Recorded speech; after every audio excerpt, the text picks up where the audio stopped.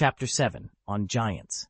Nethin paced the foredeck, the salt-thick air whipping at his raven hair. Below him, his crew clustered in curious silence, eager for the lesson he'd promised. He paused, resting a hand on the polished rail, and surveyed the rolling horizon. "You've all heard the stories," he began, voice low and even. "Giants aren't just oversized humans, they're a different breed entirely. They lack our petty intrigues and hidden daggers. For a giant, life means one thing: battle. Everything else is noise." He glanced at Kira, his first mate, who nodded in understanding. Nethin waved a hand, conjuring a faint projection of the three great titans they'd encountered: Hulder, the mountain breaker, Inmar, the storm singer, and Karthos, the titan of flesh. Behind each loomed the spectral outlines of Suzanu's three perfected bodies, the godlike avatars that granted them invincible strength. With these hulking forms tethered to Suzanu's power, astride Nethin continued, they move with absolute authority. People call giants slow, but that's only relative. Suppose you cover 10 paces in a single heartbeat. Well, a giant might manage one stride in the same time, but that single step spans your 10. Don't mistake their gait for weakness. They can close the distance faster than you realize. A murmur ran through the crew. Nethin let it grow quiet before pressing on. Still, even these giants aren't the pinnacle of our fighting force.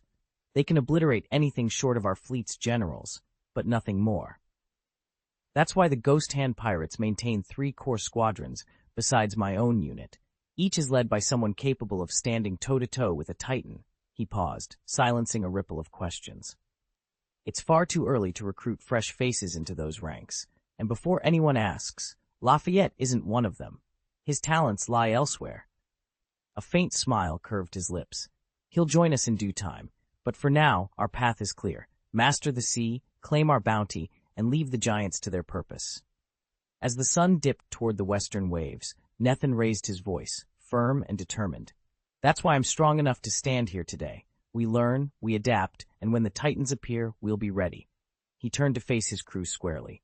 Hold fast, Ghost Hands. Our journey is only beginning. Silence fell, heavy with expectation, and then as one, the crew erupted in cheers that rolled across the deck like thunder. Nethin allowed himself a thin, satisfied grin. Giants or no, they would carve their legend into these seas. Chapter 181, 3 Against 1, Part 1. Boom! Nethin's fist landed with explosive force, sending Rhodes crashing into the earth. Simultaneously, Helding's colossal frame convulsed as if ignited by thunder and lightning, swaying dangerously. Statham and Rhodes exchanged startled glances. Though veteran giants hardened by countless battles, they hadn't expected such raw power. Statham, nearly 3 times Rhodes's age, recovered in an instant. "Captain, watch out!" Statham bellowed. Calling upon the crude might of his metal fruit, his arm transformed into a gleaming silver greatsword and swung in a crushing arc toward Nethin. A devil fruit weapon's strength scales with its user's physique. As a giant, Statham forged a blade of near unstoppable hardness. Still, Nethin stood firm. With a single thunderous backhand, he met sword and fist in midair. For a heartbeat, the two forces locked. Then spiderweb cracks raced across the blade before it shattered into fragments. Rhodes, who'd been weighing whether to join the pincer attack, stiffened at the display. Seeing Nethin obliterate Statham's weapon in one stroke dissolved his hesitation. He let out a terrifying roar and lunged forward, his massive form radiating feral intensity. Golden sand roared through the sky, swirling around Rhodes until it hardened into a massive armor, an uncanny, oversized echo of Gara's defenses.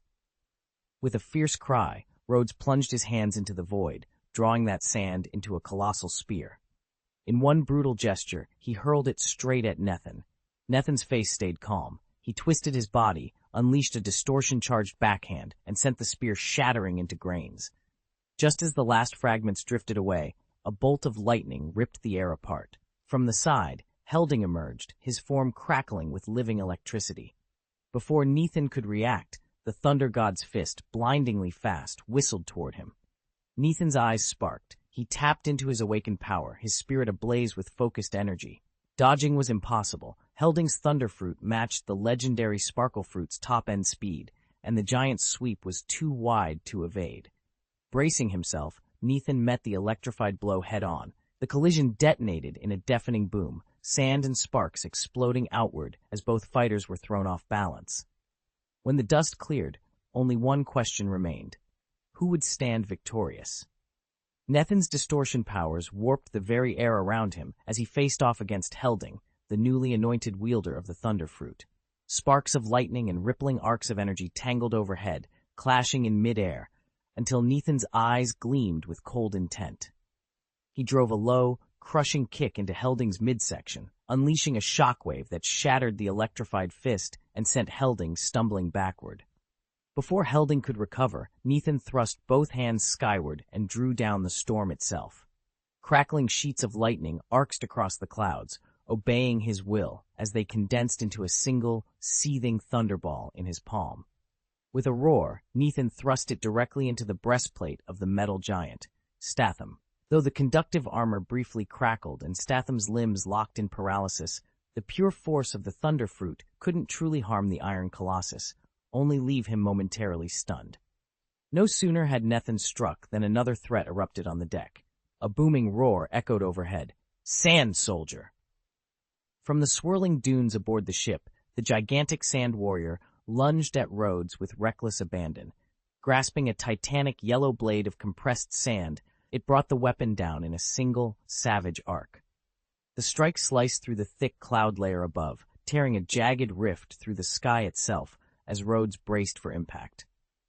Nethin had wielded the rumbling fruit longer than the other two, and as a colossal warrior, he'd steadily honed its power. Impressive.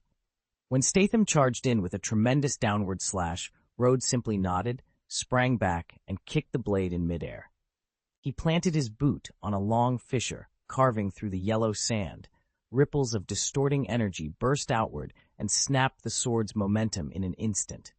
Grunting, Statham reshaped his arm into a massive blade and swung again, the metallic crack echoing like thunder across the courtyard. Hierding roared his approval, thrust both fists skyward, and called down a storm. Lightning coalesced into a towering thunder axe in his hands, and with a savage cry, he drove it earthward. In the blink of an eye, jagged bolts raked the entire courtyard in indiscriminate fury, so volatile that even Geertz and Nethin were caught in the storm's wide embrace. One bolt struck Statham's greatsword. The electricity danced along the gleaming steel, then spat out from the edge in a lethal, sizzling slash. Nethin barely had time to brace himself as the electrified blade arced toward him, unstoppable. Nethin folded his arms across his chest, enveloped in a dark, rippling martial aura that caught and deflected Statham's sword. At the same time, he summoned the Twisted Barrier, a warped, translucent wall, upright between himself and the thunderbolt crashing down from the sky.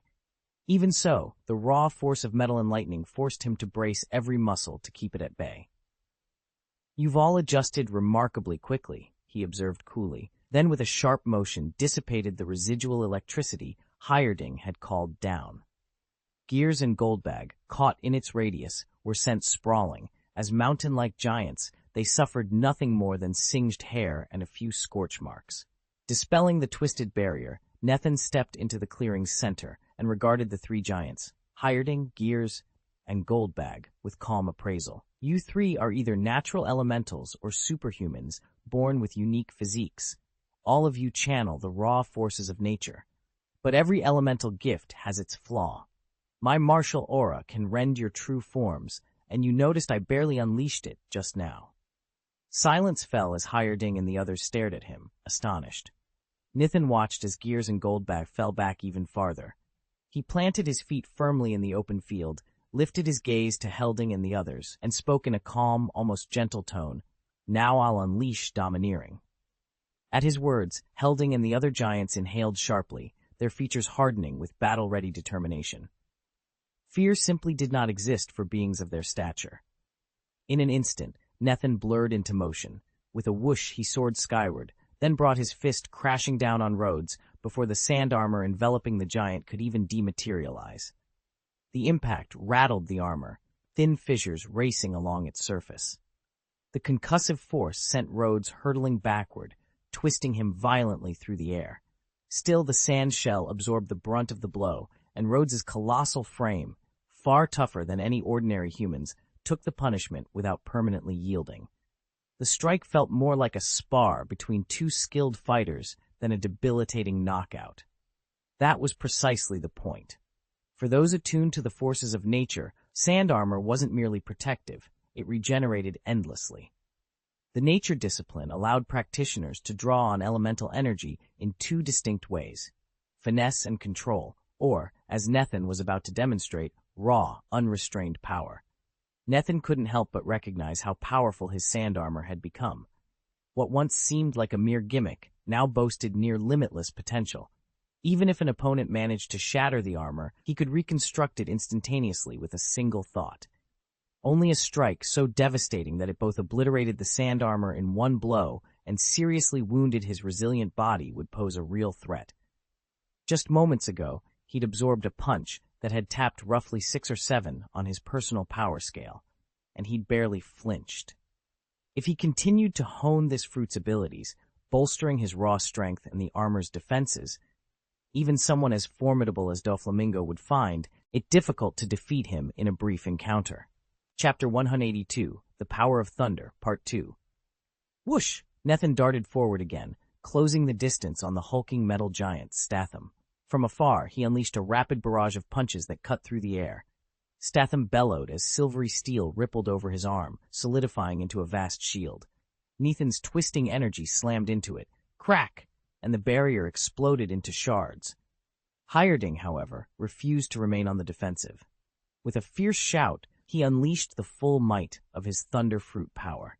In an instant, thunder and lightning erupted in every direction, transforming the battlefield into a roiling sea of electricity. Within a radius of hundreds of meters, crackling arcs stabbed the air and scorched the earth. Nethan's eyes blazed with determination. He summoned his warped wall technique, erecting a twisted barrier that shimmered under the onslaught of bolts. Lightning hissed as it struck the shimmering surface, but the wall held, barely. Seizing the moment, Nethan surged forward like a cannonball, hurtling straight at Hyrding. Boom! Whether it was the heightened perception granted by the fruit's awakening or simply Hyrding's extraordinary strength, the speed and ferocity of the storm were staggering. Still, Nethan pressed on, undeterred by the electric fury that sought to drive him back. Nethan launched his fist forward. Crackling energy gathered in the storm-dark sky above him, coalescing into a sinuous thunder dragon that hurtled toward Rhodes. Electricity and raw force twisted together in midair before detonating in a deafening blast. Lightning flared through the smoke, and there, still poised in mid-punch, hovered Nethan. He slowly retracted his arm and exhaled. Not bad, he murmured. He hadn't meant to unleash his full strength, yet the thunder's power had almost torn through his spiral barrier. In the end, he'd needed every ounce of that twisted force just to dissipate the runaway lightning into the void. Below, Helding and the others tensed, ready to press the attack. Nethan waved them off. That's enough for round 1, he called. You 3 can spar with each other now. Rhodes, when you've got a moment, I'll teach you how to wield the overbearing technique. He let the echo of thunder fade, then added, Domineering power isn't the exclusive domain of legends. Even a kung fu manatee can tap into it, and so can the giants. It's the hidden potential in every living creature. Nethan offered a confident smile. Today's lesson was only the beginning. Nethan, the thunder giant, had eaten the thunder fruit. His senses, especially sight and hearing, were far more acute than any ordinary man's. Statham, the metal giant, excelled in armament hockey. His very flesh could harden like iron. When he fused his hockey with his metallic form, his attack and defense capabilities soared to staggering levels. And then there was Rhodes, who had spent months perfecting his own sand armor technique. If he could one day shape that armor into a colossal sand soldier, hundreds of meters tall, he would be all but invincible. On this bright morning, the 3 of them gathered in the Academy's vast training courtyard. Statham and Rhodes faced off at one end, their clash of metal and sand echoing like distant thunder. Meanwhile, Rhodes used the quiet between blows to coach Nethan in the subtleties of conqueror's hockey, what the old legends called domineering. Watch closely, Rhodes instructed. He let his conqueror's hockey roll out, warping the light around him. In an instant, Nethan's vision fractured, shadows flickered, and the courtyard's edges seemed to melt away. Rhodes struck from the darkness, aiming to force Nethan to rely on his enhanced hearing and aura sense. Nethan braced, but Rhodes was ruthless. "Too slow," he murmured, and his fist connected squarely with Nethan's temple. Bam! Stars exploded behind Nethan's eyes. Before he could recover, Rhodes unleashed a second blow, crack, to the top of his head. Even with his Thunder Devil fruit powers, Nethan was virtually defenseless against these Haki techniques. Without deploying his own armament Haki, his thunderous punches were like pebbles tossed at a mountain. Rhodes circled him, treating him like a stationary sandbag, drilling blow after blow into his defenses. Nethan's teeth ground together as sparks of electricity danced across his skin. Pain roared in his ears, but he refused to yield. Each strike was a lesson, a point of weakness to recognize, a gap in his reflexes to close.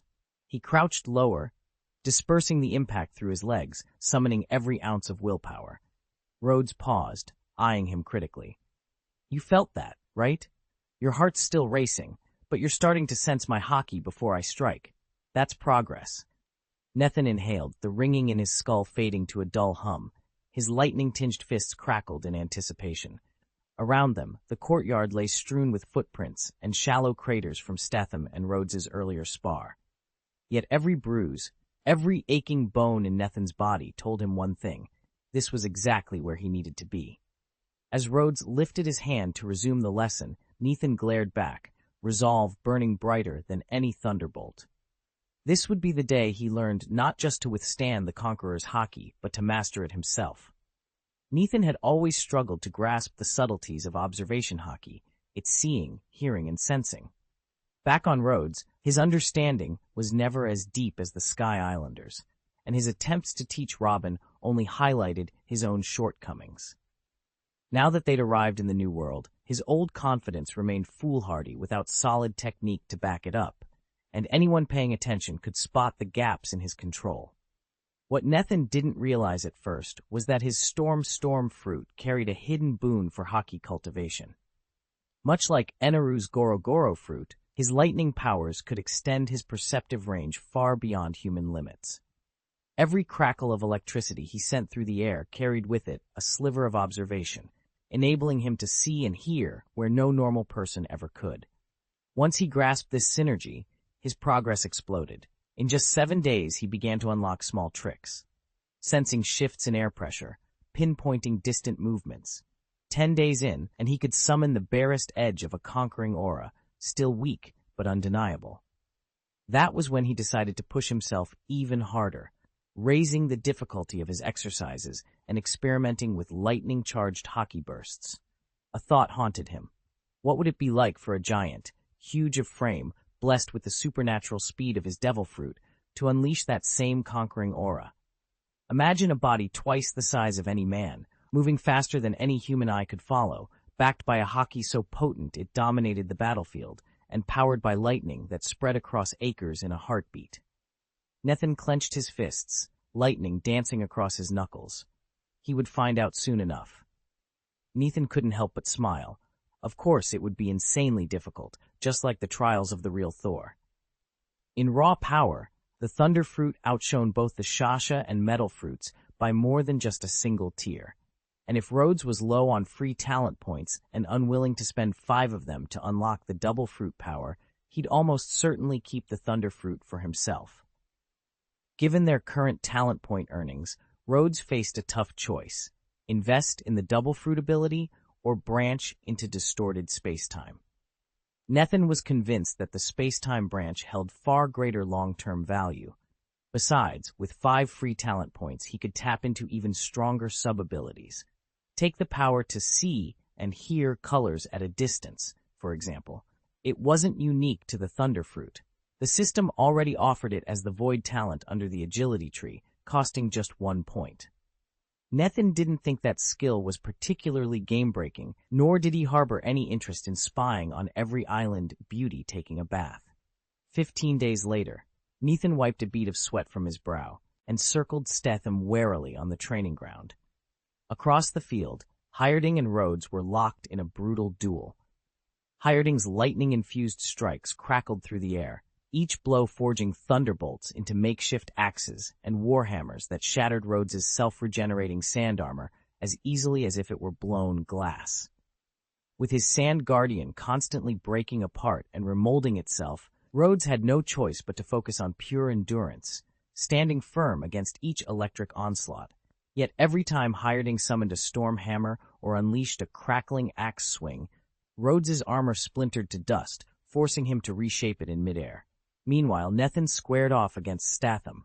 The larger man braced a thick metal shield before him.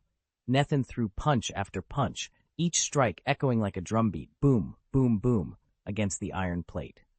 With every impact, Nethin poured his Busoshoku haki into his fists, trying to match Statham's own hardened haki coating the shield. Statham grunted, digging in his stance and nourishing his shield with haki until rivulets of energy danced along its surface. Nethin felt the backlash of each block pulse up his arm. He could sense the gap between his haki and Statham's, still a bit too wide. Even though the twisted fruit had enhanced his strength and stamina, the fault line in his armament haki remained. He exhaled sharply and pushed harder, summoning every ounce of resolve to force his way through the metal barricade.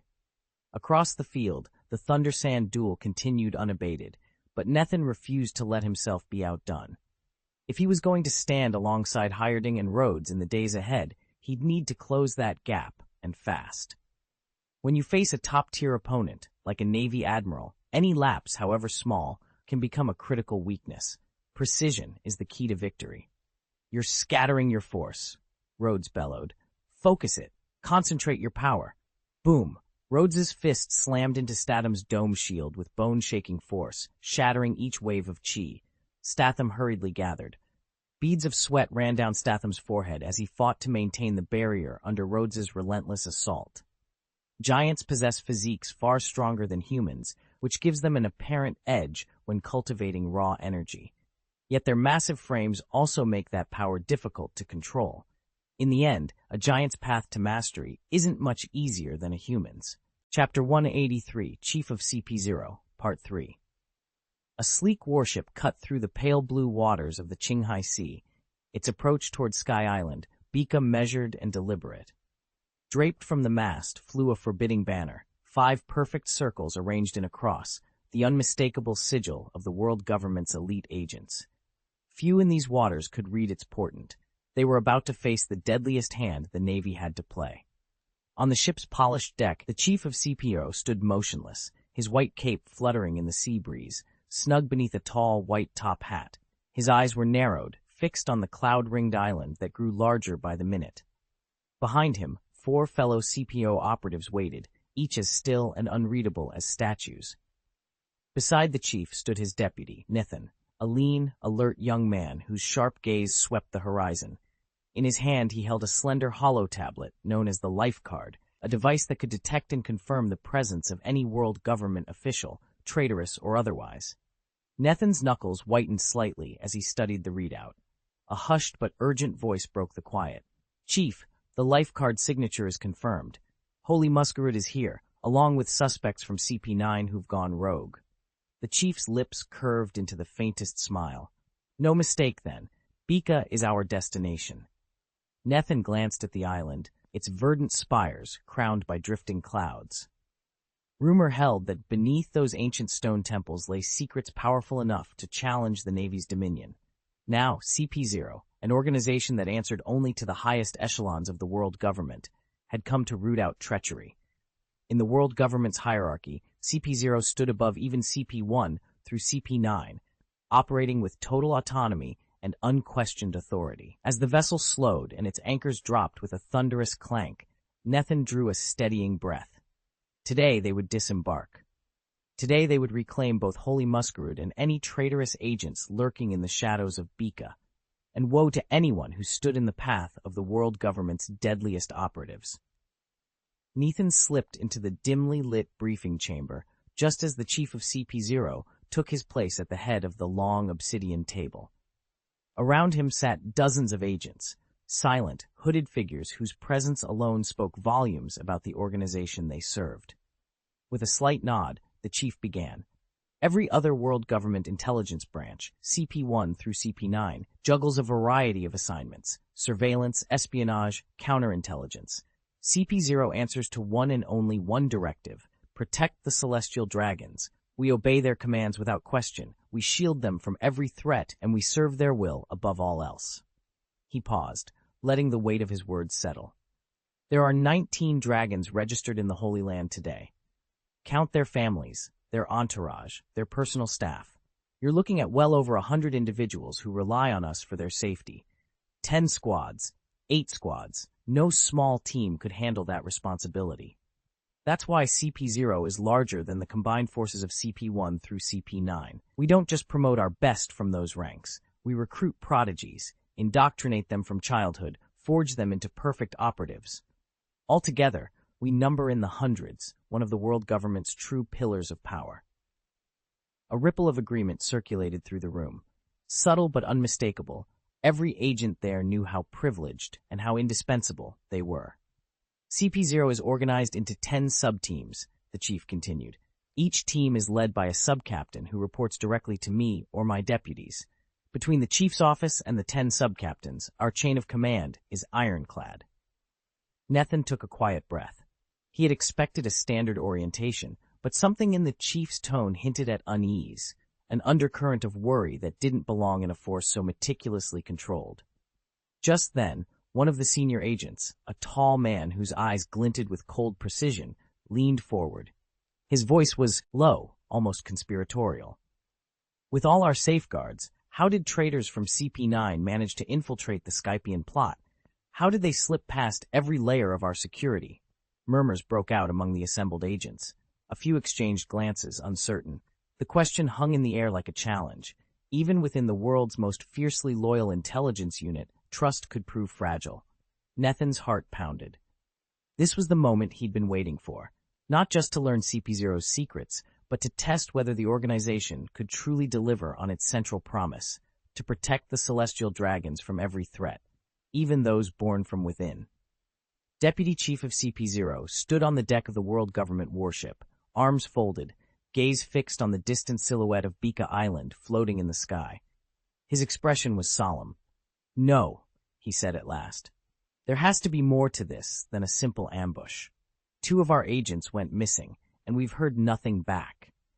In a place like the Kingdom of Gurla's aerial territory, they could have run into someone extremely dangerous. As one of the CP0's highest-ranking operatives, he was almost never sent into the field. His usual duty was to remain aboard Mary Gios, ready to mobilize the agency whenever Tenryubito traveled overseas. Yet the disappearance of 2 CP0 agents and the audacity of anyone who dared abduct members of the Heavenly Dragons was a crime of the highest order. Whoever was responsible could not be an ordinary foe. He turned to the officer beside him. "Prepare to send a boarding party as soon as we reach Bika. I want every inch of that island scoured, no mistakes." On Sky Island, Bika, Nathan stood atop a white marble parapet, scanning the clouds for any sign of incoming ships. He had foreseen this moment, the instant the world government dispatched its men.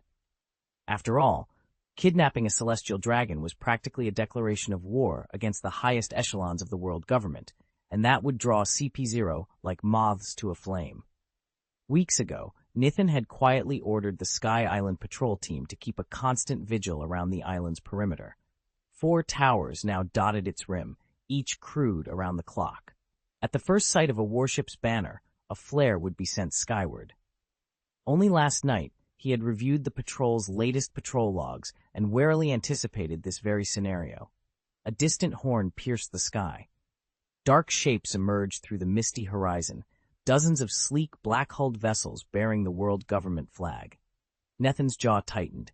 It was time. He strode toward the patrol commander, who was already preparing signal flares and manning the central beacon.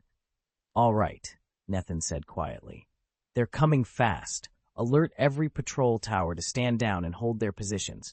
We'll give them a welcome they won't forget." Below the deck, his hidden garrison readied itself. As CP0 closed in on Bika, Nathan knew that only careful planning, absolute control of the skies, and a touch of misdirection would keep the tenacious agents at bay and protect the kidnapped Heavenly Dragon at the heart of this dangerous game. Nathan sat in his private chamber, spoon in hand, gently feeding Robin as he recovered, Robin's arms still too weak to manage a full meal alone.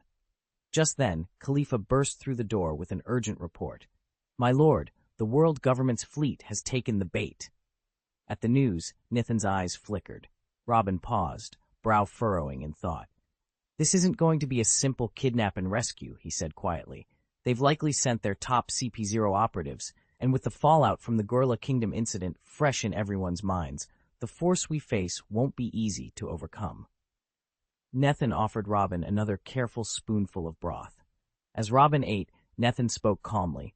"They're not going to throw their entire CP0 at rescuing one celestial dragon, and anyone who thinks they can pry even a handful of those agents from me is in for a rude awakening."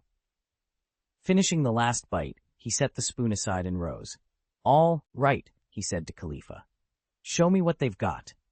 Khalifa inclined her head. "Right away, my lord." They left the inner chamber and crossed the palace's marble corridor until they reached the outer hall. Waiting there were Lafitte and Luke, as well as Kaku and Jabra of CP9, each ready to receive their orders. Meanwhile, Rhodes and the Giants continued their cultivation, but Kaku and the others were far from idle. They trained relentlessly, and Luo had made remarkable strides of his own. Since Lafitte's strength had already reached a mature level, his rate of growth had slowed. In turn, Luo and Kaku, now much stronger, could spar evenly with him, exchanging blows as if truly matched. "Should we call in the Giants?" Lafitte asked Nathan. Nathan's eyes gleamed. "No need for Gertz or Goldbegu. Instead, summon Helding and his 3 lieutenants, and bring the 2 high priests, the most formidable Sky Islanders from Bika, stationed on the left and right banks. This time, we're aiming for total annihilation. Not one of them must escape." The 2 high priests were legendary across Sky Island Bika, masters of clairvoyance, clairaudience, and mental domination, each possessing tremendous power. "Understood." Lafitte nodded with a smile, then vanished in a blur as he rushed off to relay the orders. "Let's move," Nathan said calmly. He gathered Luo, Kaku, and the 3 others, stepped out of the palace, and made his way toward the riverbank. Before long, they stood on the eastern shore of the Bika River, ready to execute their plan. The world government's warship drifted into position off the eastern shore of deserted Bika Island. No sooner had it anchored than 5 shadowy figures dropped from the main mast, landing barefoot on the coarse sand. Behind them, Marines poured down rope ladders, clattering in tidy ranks until the last soldier touched ground. A heavy silence fell over the beach, an almost palpable warning that this was no ordinary landing. "Don't bother trying to hide," came a crisp voice from the waterline. Standing in a dark, tailored uniform, the deputy chief of CPO scanned the tree line with steely eyes. "Show yourselves." A moment later, the jungle above White Cloud Bluff stirred. A narrow gap in the undergrowth split open, and 3 figures emerged with composed, measured steps. Leading them was Nathan. Alone, his reputation as Ghost Hand Rhodes could send ripples through every corner of the Grand Line. At his side walked Kaku, his expression as unreadable as ever, and close behind strode Luo, clutching a jagged demon sword that gleamed ominously in the afternoon sun. "So this is your ambush?" Kaku called out, voice calm. He gave the CP0 operatives a slow nod. "You've only just arrived, and already you think you've surprised us." Luo said nothing.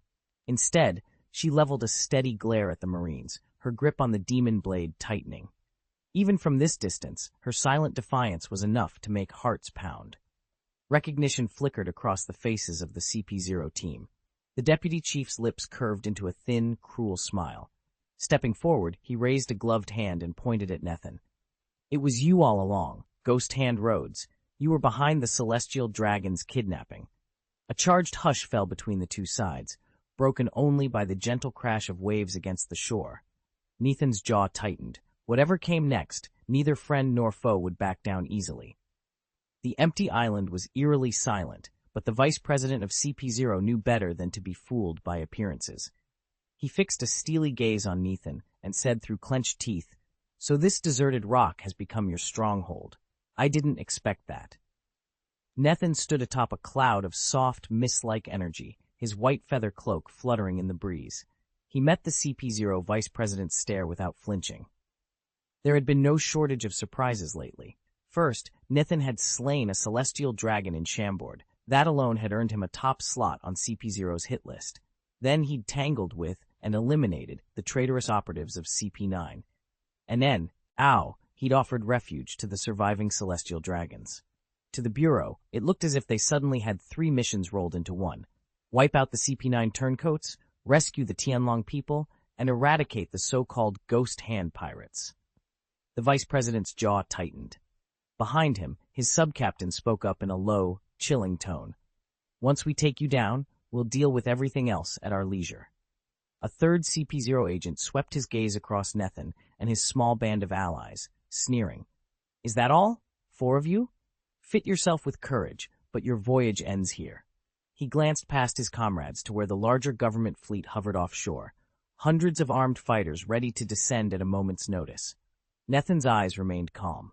With barely a flicker of emotion, he spread his arms. Then come on, he said softly. If this is truly your last stop, let's make it count. Among the 5 agents arrayed against him were the deputy chief, the sub-commander, the sub-captain, and 2 veteran lieutenants. The lieutenants were already brimming with confidence. They were certain they could subdue the 2 CP9 turncoats, Kaku and Jabra, as well as the notorious death surgeon Luo. As for Nithin, their deputy chief alone was more than a match for him, and with the sub-captain posted to block every exit, there was no way Nithin could slip away. The odds were utterly one-sided. Victory seemed all but guaranteed. Chapter 184, Goshawk Fruit, Part 4. Move out. With a decisive flash in his eyes, the CP0 deputy chief gauged their opponent's strength and issued the command. Now that Devil Sheriff Lafitte and his protege Robin were absent, this was their chance to seize Rhodes and secure the island before the Sky Island forces could muster reinforcements. Though they carried hundreds of government elites, the CP0 agents knew a prolonged fight against the Sky Island army would be costly. A swift victory was essential. No sooner had the order sounded than all 5 operatives sprang forward. 3 of them fanned out to engage Luo and Kakugabra, while the deputy chief vaulted through the air, zeroing in on Nithin. In the blink of an eye, his right leg hardened and elongated into a bronze eagle's talon, its razor-sharp claws curling hungrily. Zoological bird fruit, Goshawk form, he roared, driving the talons straight for Nithin's torso. Nithin's heart thundered in his chest as he barely twisted aside, the talon's edge scraping past him. He braced himself, ready to turn this ambush into his enemy's downfall. Nithin's face remained as blank as ever.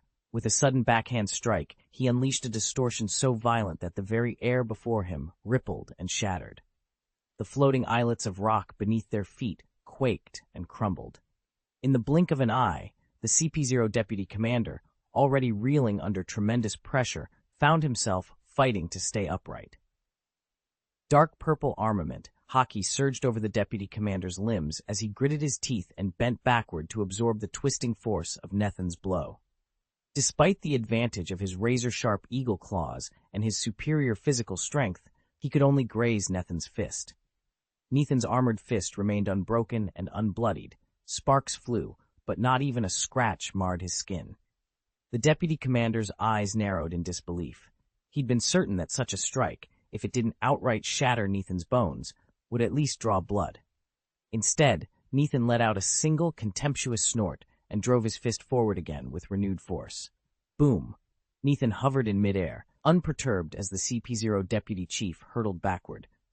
In an instant, the agent's body burst into feathers and bone, morphing into a colossal Goshawk. A heartbeat later, he locked into a terrifying half-eagle, half-human form and dove straight for Nithin. So you're CP0's top enforcer? I expected more, Nithin said coolly. He shifted his weight and rose a few feet off the ground, meeting the attack head-on rather than fleeing.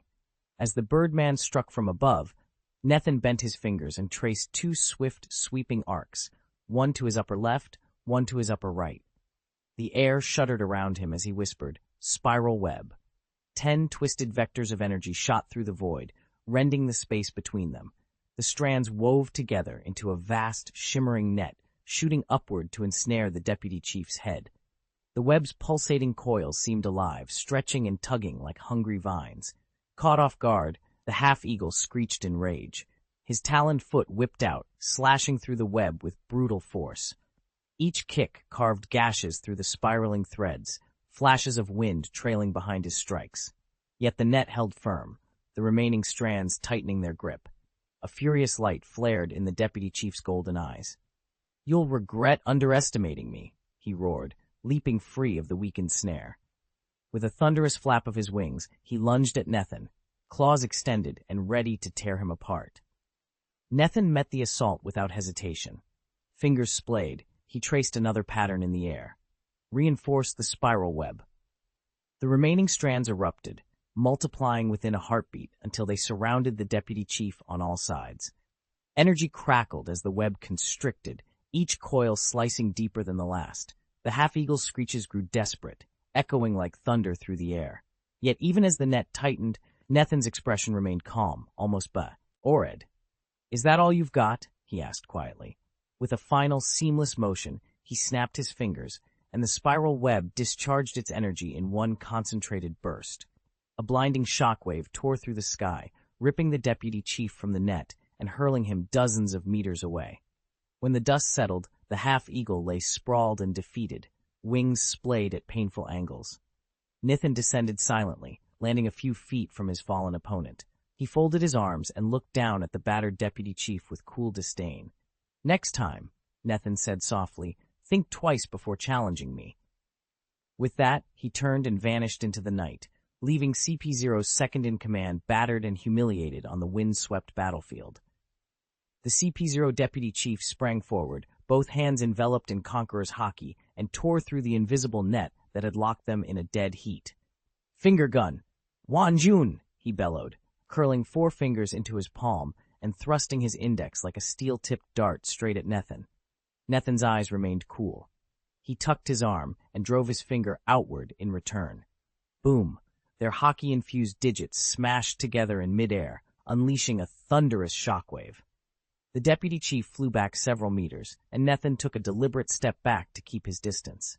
Their clash had ended in an even draw. In that instant of contact, Nethan gauged his opponent's power. This CP0 enforcer was a pure physique powerhouse, his strength, speed, and sheer presence rivaling the Golden Lion Shiki. Only in raw attack power did he fall slightly short, placing him just beneath the level of Qingji Qiabo. Yet even that assessment spoke to a fearsome, top-tier combatant. The deputy commander of CP0 flipped several meters overhead, then steadied himself in midair and leveled a cold stare at Rhodes. With that kind of strength, no wonder he slipped away under the Admiral's orders, he taunted. Without a word, Nethan sprang forward, aiming straight for the deputy commander. Before he could land a blow, however, the CP0 sub-captain, who had been circling at the edge of the fray, decided to intervene. He judged that the deputy commander alone might be tied up too long. For CP0, results mattered more than style. As long as Rhodes was brought down, the mission would be a success. Iron block, heavy fist. The sub-captain, a pure physique powerhouse, vanished in a streak of moonstep technique and struck at Rhodes with a square-backed punch, his aura pressing in like a steel trap. At the same moment, the CP0 vice president dove in from the flank, eager to ensure no one escaped. Rhodes' expression didn't waver. In one fluid motion, he threw a punch at each attacker, meeting steel with steel in a thunderous impact. Hum! Nethan's twin fists erupted with swirling shockwaves, the very air twisting visibly as they slammed into the CP0 deputy chief, just as Lieutenant Rhodes charged alongside them. Rhodes' strength was impressive, but he was no match for the deputy chief's raw power and imposing presence. Under a single crushing strike, Rhodes was sent flying. Clang! Seizing the opening, the deputy chief tore through Nethan's twisting aura, extended razor-sharp claws, and clamped down on Nethan's fist. Sparks flew. His talons shredded Nethan's armament haki, but when they met flesh, they left behind only a pale imprint. "How is this possible?" the deputy chief breathed, stunned. He'd purposely held back from injuring Nethan before, yet even now, with Rhodes drawing his attention, he'd ripped through Nethan's haki only to find the boy's skin tougher than iron.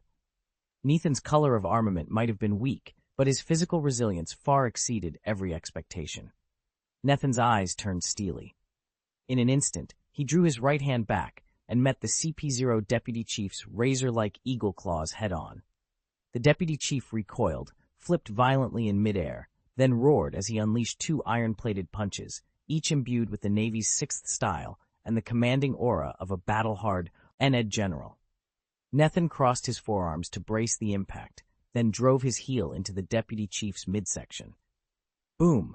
A shockwave of distorted air erupted around them, shattering the deputy chief's posture and sending him plummeting through the sky until he smashed into the dense island clouds below.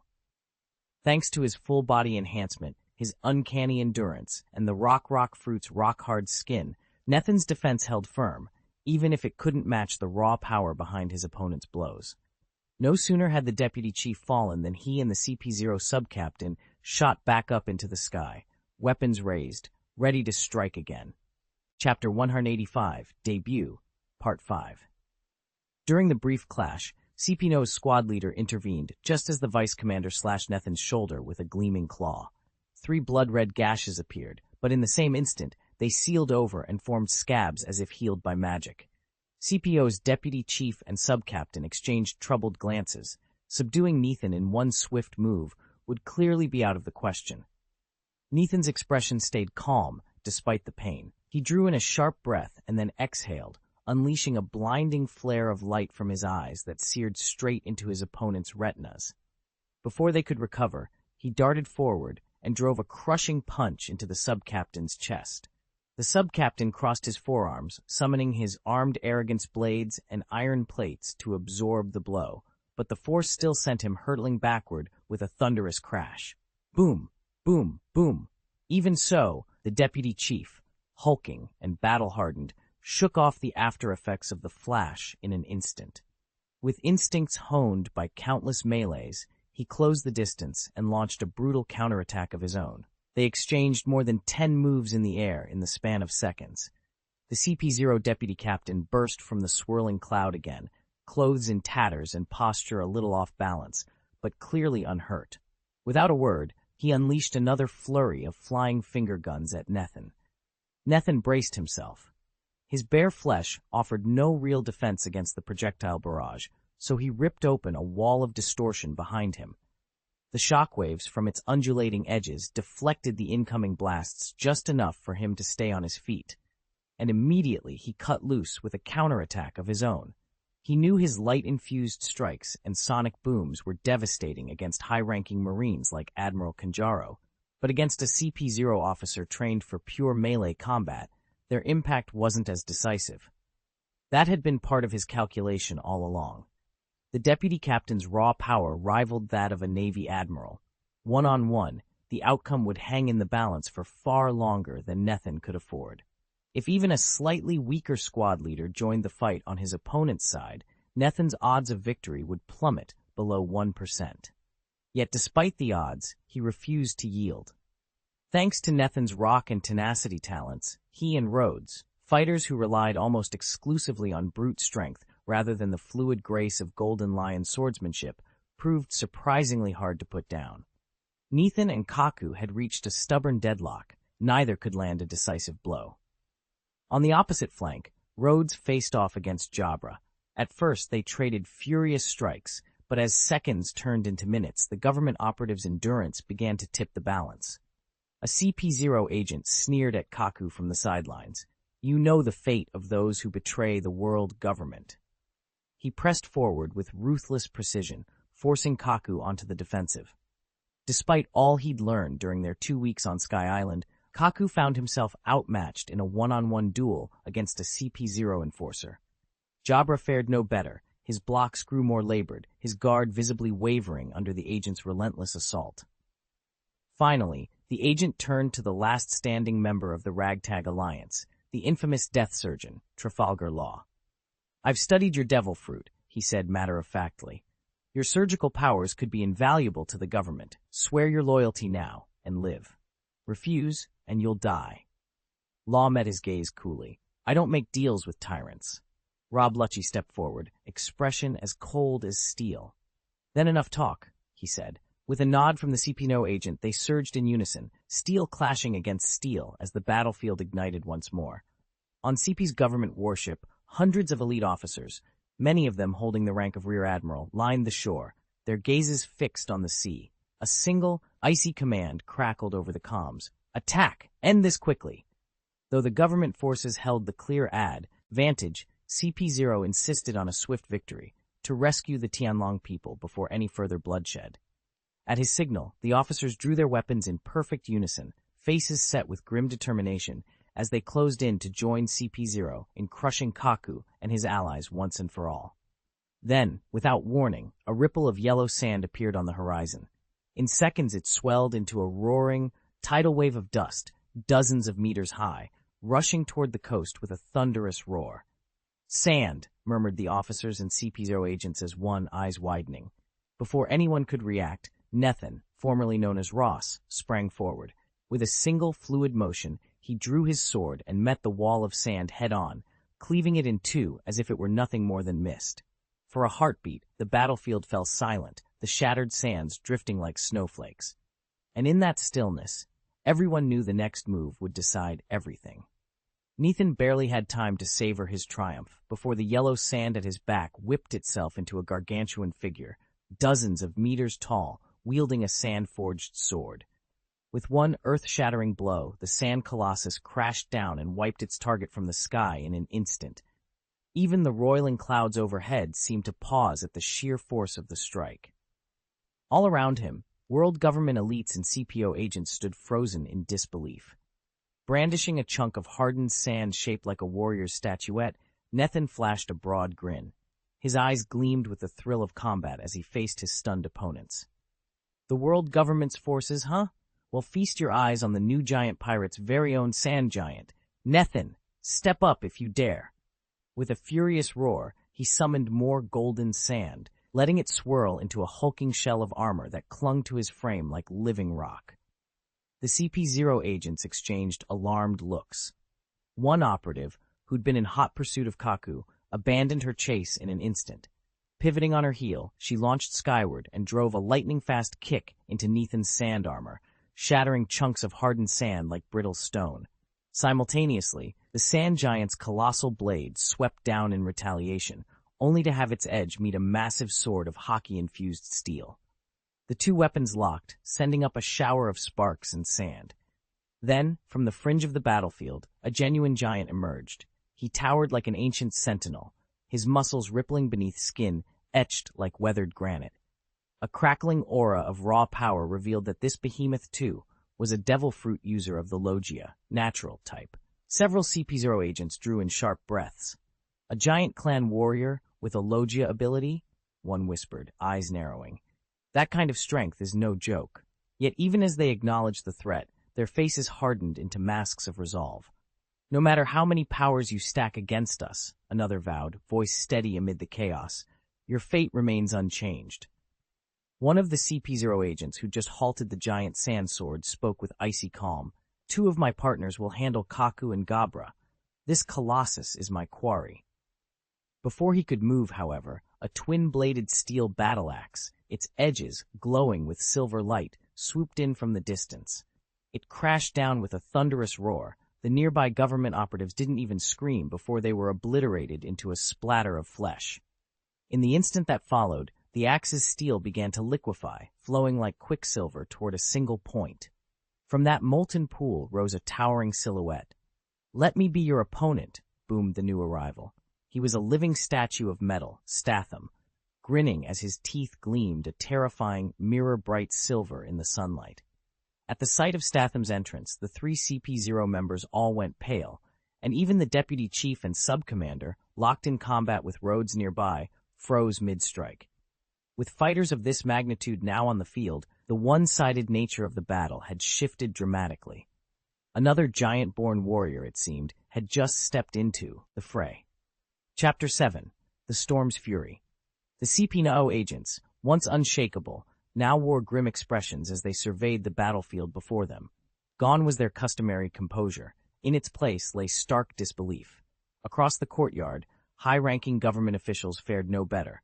They stared at the hulking figures Nethan had summoned, a living testament to power beyond ordinary comprehension, and felt cold sweat bead on their brows. First, there was the sandborn armor. an intricate shell of shifting, sun-kissed dunes that rippled with every breath of wind. Then emerged the Sand Colossus, a towering behemoth whose form stretched tens of meters into the sky, each grain of its flesh gleaming like molten glass. At its side stood the Iron Sentinel, a massive figure of polished steel that reflected the morning light in a dazzling silvery glow. A young musketeer, legs trembling, palm pressed against his musket barrel, watched in horror. He wiped rivulets of sweat from his brow as he whispered to himself, voice barely more than a gust of air, "There shouldn't be a third one." His words hung in the stillness like a curse. Everyone froze, turning toward the musketeer with wide eyes, some fearful, some accusing, as though daring him to admit the inevitable. Then came the crackle. From the very sky above, electricity converged into a blinding point of white radiance. Bolts danced and merged, forging a colossal battle-axe carved entirely from pure, crackling lightning. And at the heart of that incandescent weapon stood the fourth giant, the Thunder Titan. He descended in a spiral of storms, his body wreathed in arcs of blue-white lightning. Each step he took scorched the air, and with a thunderous roar, he smashed down upon the courtyard floor. The ground shuddered beneath his weight, shards of stone spraying outward in all directions. Boom! Dust roiled, voices screamed, even the formidable CP0 agents lurched off balance. Above it all, Nethin stood calm and unflinching. He watched as his elemental champions gathered around him, sand, iron, and storm united at his command. A single nod from him, and they would unleash every ounce of their terrifying strength. The gathered dignitaries and soldiers could only stare in awe and terror, realizing, too late, that they were confronting something far beyond any conventional threat. Against Nethin's superhuman summoning, their fears had only just begun. Nethin's thunderous strike shred the world government's elite forces in an instant. Caught off guard by the raw power he wielded, they barely mounted a defense. One moment the officers stood shoulder to shoulder. The next, tendrils of black smoke curled from their bodies as they crumpled to the scorched earth. A faint, acrid scent of burning ozone hung over the suddenly silent battlefield. Chapter 186, Giant's Might. The battlefield fell deathly silent, save for the low hum of electricity in the air.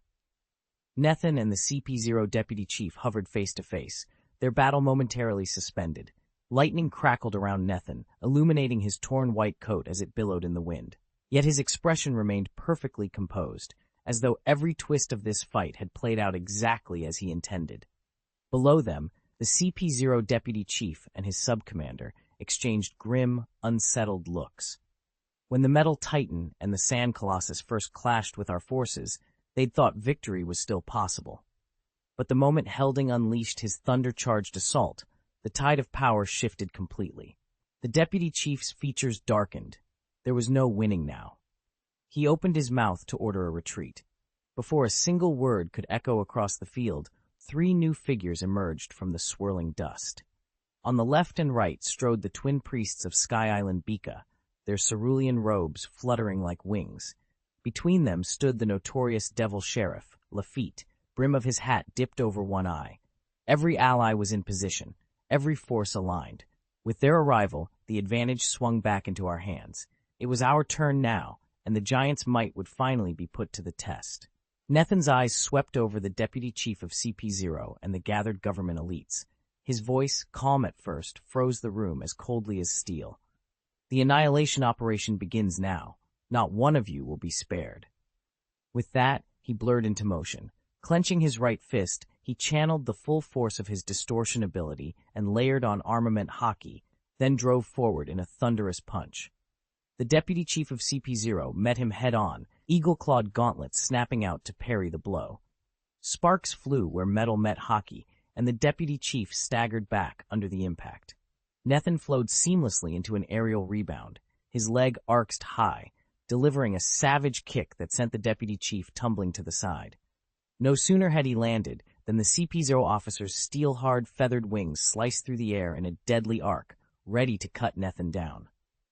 But Nethin was already sliding away, eyes narrowed, body coiled for the next strike. The battle had only just begun.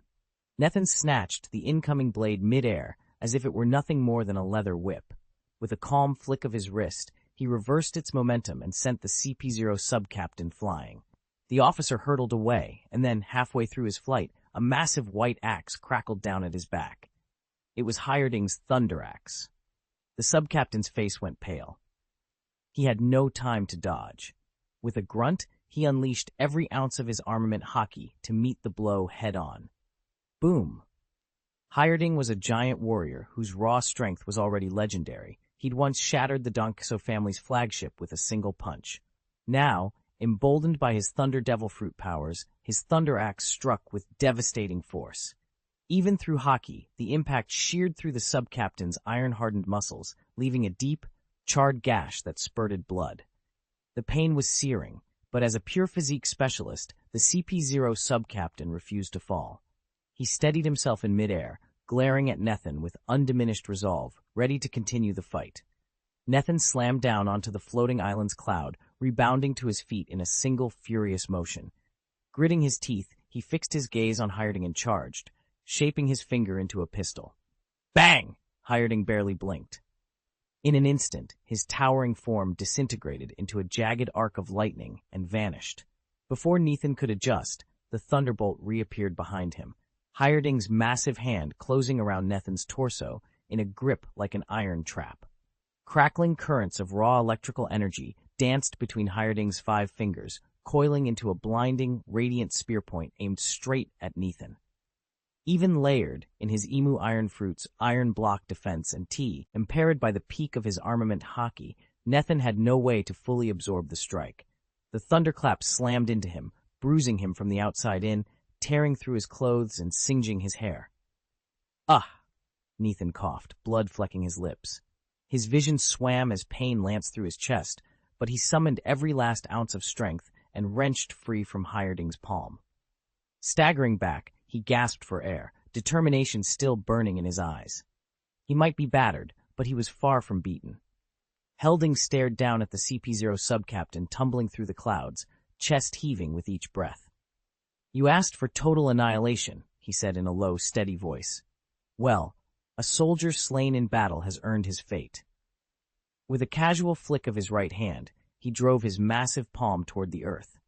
A thunderbolt, thick as a tree trunk, crackled down and smashed into the ground, shaking the onlookers to their cores.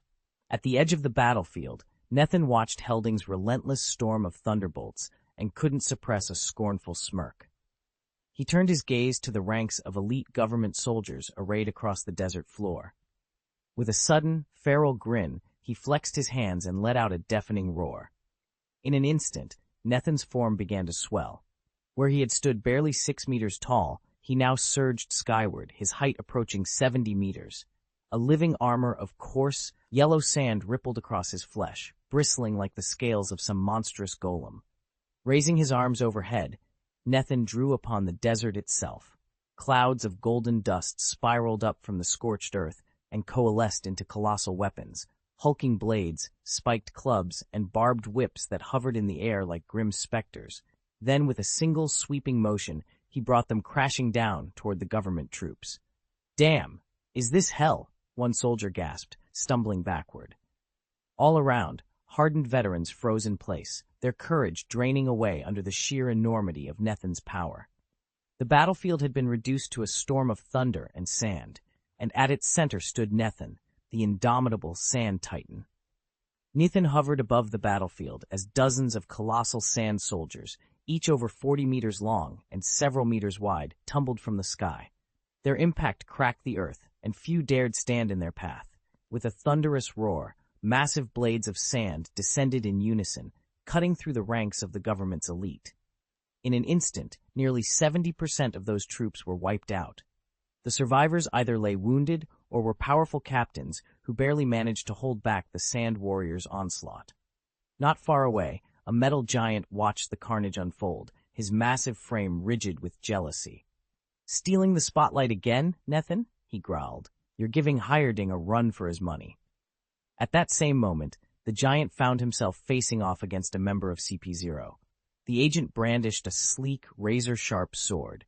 They exchanged a flurry of blows, each strike ringing like a clash of titans, until the CPO operative seized an opening and thrust the blade into the giant's abdomen. To everyone's surprise, the attack barely registered. Even fortified with armament hockey, the slender sword pierced only a few millimeters of flesh, hardly more than a pinprick on a creature of such immense size. Unfazed, the metal giant simply laughed, the sound echoing across the battlefield.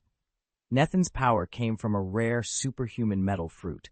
He could liquefy his flesh into mercury-like metal or harden every atom to the toughness of seabed stone.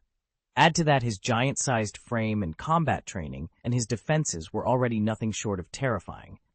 But this strike, it eclipsed even the captain's famed fist. The CP0 agent thrust his blade into Nethin's side. Nithin met the attack with a cold snort. In an instant, the wound's edges liquefied, metal flowing like quicksilver around the sword's tip. The molten surface crept up the blade and slithered along the agent's arm, swallowing the steel in its path. Across the squad, CP0 operatives went pale. None of them had expected Nethin's defense to be so impenetrable. Off balance and unprepared, their sword was yanked backward as the liquid metal reformed into solid steel behind the attack, driving the blade clean out of Nethin's body. Among the three titans, the unnatural metal giant was the weakest, but even he, as a member of the giant clan, possessed incredible resilience. Drawing on the full force of his metal fruit, he bellowed, "Metal Piercer!" Instantly, his massive form turned to liquid metal, then solidified into hundreds of gleaming blades. To him, they were mere needles. To anyone else, they were lethal swords, a dense, unceasing rain of steel filling the air. The CPO operatives' faces went pale. The blades fell too quickly, too widely. The agents had no time to dodge. In a split second, they unleashed their iron blocks and armed hockey. But even as sparks flew and steel rang against steel, the frenzied barrage battered them backward like cannon fire. Each clang echoed the merciless force behind every metallic spike. Nethin's armor was tough, but even that couldn't withstand such a concentrated blow. His armament began to crack, and the razor-sharp blade scored bloody furrows across his body. When the attack finally ended, its force as swift and brutal as a bullet, it hurled him backward 100 meters. Blood mottled his clothes and seeped from a dozen shallow, terrifying wounds. "Is that all you've got?" he thought, gritting his teeth. Summoning every last bit of willpower, he tensed his muscles, compressing the injuries to staunch the bleeding. He was still alive. "I didn't expect you to be able to block that move so cleanly." Statham's expression never wavered. "Want another round?" he asked coolly. At his command, the countless swords embedded in the ground sprang to life. In an instant, they rose upright, encircling the stunned CP0 agent in the center. Then, like a deadly metal hailstorm, they all lunged inward. Not far away, Lafitte and Luot had already combined their efforts to overwhelm another CP0 operative. The two priests had joined forces with Kaku to crush the last of the CP0 agents, while Gabra charged after the government's fleeing elites, proof enough that Nethin's subordinates had grown far stronger. High above the ground, at about 100 meters, Nethin faced off against the CP0 deputy chief in a fierce aerial duel. The deputy's face twisted with fury. He had expected to eliminate Nethin in an instant, but he'd gravely underestimated Nethin's power. Now the tables were turned. Seizing the moment while his opponent was still reeling from Nethin's taunt and the chaos below, Nethin let his fist fly. His blow shattered the deputy's forearm guard and slammed into his thigh with a thunderous crack. The deputy's face went purple as he staggered backward, scrambling for balance. Nethin pressed the assault without hesitation. He drifted forward on silent, calculated steps and launched a low, diagonal sweep with his leg, only to see it deflected at the last second. Undeterred, he retaliated with a blistering three-punch combination. Crack, thud, bam. Under Nethin's relentless barrage, the CP0 deputy chief sank into a perilous disadvantage, his defenses collapsing beneath the storm of blows. Nethin could only defend as Rhodes pressed him relentlessly. They'd traded dozens of rapid-fire moves, but at the end of that exchange, it was Rhodes who seemed to gain the upper hand, until Nethin seized his moment. Without hesitation, he brought his hands together and drove them forward in a spiraling thrust. Before the deputy chief of CP0 could fold his iron wings for defense, the blow smashed into his chest. A sickening crack echoed as the CP0 deputy chief spat up blood and tumbled from the sky, plunging into the island's low-hanging cloud bank below. In their world, battles between the truly powerful, swordsmen aside, rarely hinge on a single strike. Their unbelievable strength and overwhelming auras make it almost impossible for one perfectly timed blow to decide the outcome. Victory shifts with each subtle opening. But after absorbing Nethin's devastating attack, the balance had tipped irrevocably. What had been a slight disadvantage for Nethin became an unmistakable advantage. Helding! Rhodes called as he swooped down through the mists toward the fallen deputy chief, shouting to his comrade who hovered just out of sight. Nethin watched coldly as the routed CP0 subcommander fled the scene. With precise timing, he spun his thunder axe overhead and hurled it toward the shattered ledge where CP0's deputy chief had landed. There was a deafening crack as the axe struck, fracturing into a crackling tempest of electrical energy. Bolts of lightning fanned outward in a dense web before merging into a single, searing lance that plunged straight into the yawning rift in the Sky Island's cloud wall. The deputy chief, already reeling from Rhodes's earlier blow, was caught in the heart of the lightning storm. Even as he braced himself with armament haki, the sheer intensity of the electric surge singed his hair and forced him to stagger backward. Deputy Chief! The remaining CP0 agents and government soldiers cried out in alarm. None of them had imagined that a straightforward rescue of the celestial dragons on the Sky Island would erupt into such a devastating clash. A hard glint appeared in Nethin's eyes. As the last sparks of lightning fizzled away, he vaulted through the cloud-ripped gap in the island's fortifications, smashed aside the twisted masonry with a powerful shoulder strike, and slammed a thunder-charged fist into the deputy chief's chest. The impact sent the high-ranking agent crashing to the ground, leaving the battlefield ringing with the echo of Nethin's raw, unyielding strength. Although Nethin's thunder-infused strike hadn't seriously injured the CP0 deputy commander, whose immense strength and armored frame were fearsome, it did momentarily seize his muscles with paralysis. Exactly what Nethin had aimed for. Boom! As the deputy chief's body stiffened, he could only throw up his iron wings in a desperate guard, bracing against Nethin's reinforced fist. But Nethin's distortion power carried a paralyzing edge, one that had barely registered against such a dominant foe until now. With that single, crushing blow, the deputy chief's arms went dead weight. Boom! Nethin didn't let up. He drove his next punch home, propelling his opponent further into the swirling mist above the island. Pushing his distortion ability to its limit, Nethin rained down blow after blow, each strike compounding the numbness coursing through the deputy chief's limbs. It can't go on like this, the CP0 deputy thought, helpless as his arms grew more useless by the second, and darkness crept at the edges of his vision. Nethin fought desperately to break free, but Rhodes's trap was flawless. Deep within the Sky Island's swirling cloud layer, there was no escape and no cover from Rhodes' onslaught. Each time Nethin parried a blow, another landed in its place. He couldn't regain the initiative. His one small advantage was the resilience of his Shimayun barrier. Although Rhodes drove him ever deeper into the mist, Nethin's back took no serious damage, but that didn't change the outcome. Boom, boom, boom. Rhodes's fists pounded like thunderclaps. Blow after blow, they carved a tunnel straight through the island's floating cloud deck. Finally, with a final, earth-shaking strike, Rhodes ripped open the cloud layer, and both fighters tumbled headlong through the rupture. They fell beyond the Sky Island's stratosphere, out of cloud and into open sky, until at last, they plunged through the low haze and crashed into the churning whitecaps of the vast sea below. Chapter 188. Kill, Part 3. Blood dripped from the corners of CP0's deputy chief's mouth. His arms, once shaped like inky black wings, now hung limp, bones snapped in several places. Free at last from Nethin's crushing grip, he staggered backward and tried to activate his moonsteps to flee. But Nethin had already severed his wings. There was no chance of escape. Nethin didn't call on his twisted fist technique again. The brutal, high-speed barrage of punches he'd unleashed moments ago had pushed him to his limits. Instead, his eyes went cold. He planted both hands on the deputy chief's chest and released a surge of power equal to 10 times normal gravity. A human falling from 10,000 meters already faces a deadly impact. Now, under tenfold gravity, they became two plummeting meteors tearing through the air, hurtling straight down toward Qinghai. Nethan watched without a shred of mercy as the crippled deputy chief of CP0 finally broke. His eyes flickered with panic, but the twisted currents of gravity binding him allowed no escape. Then, without warning, the edge of the deserted island gave way beneath them, and both fell toward the open sea.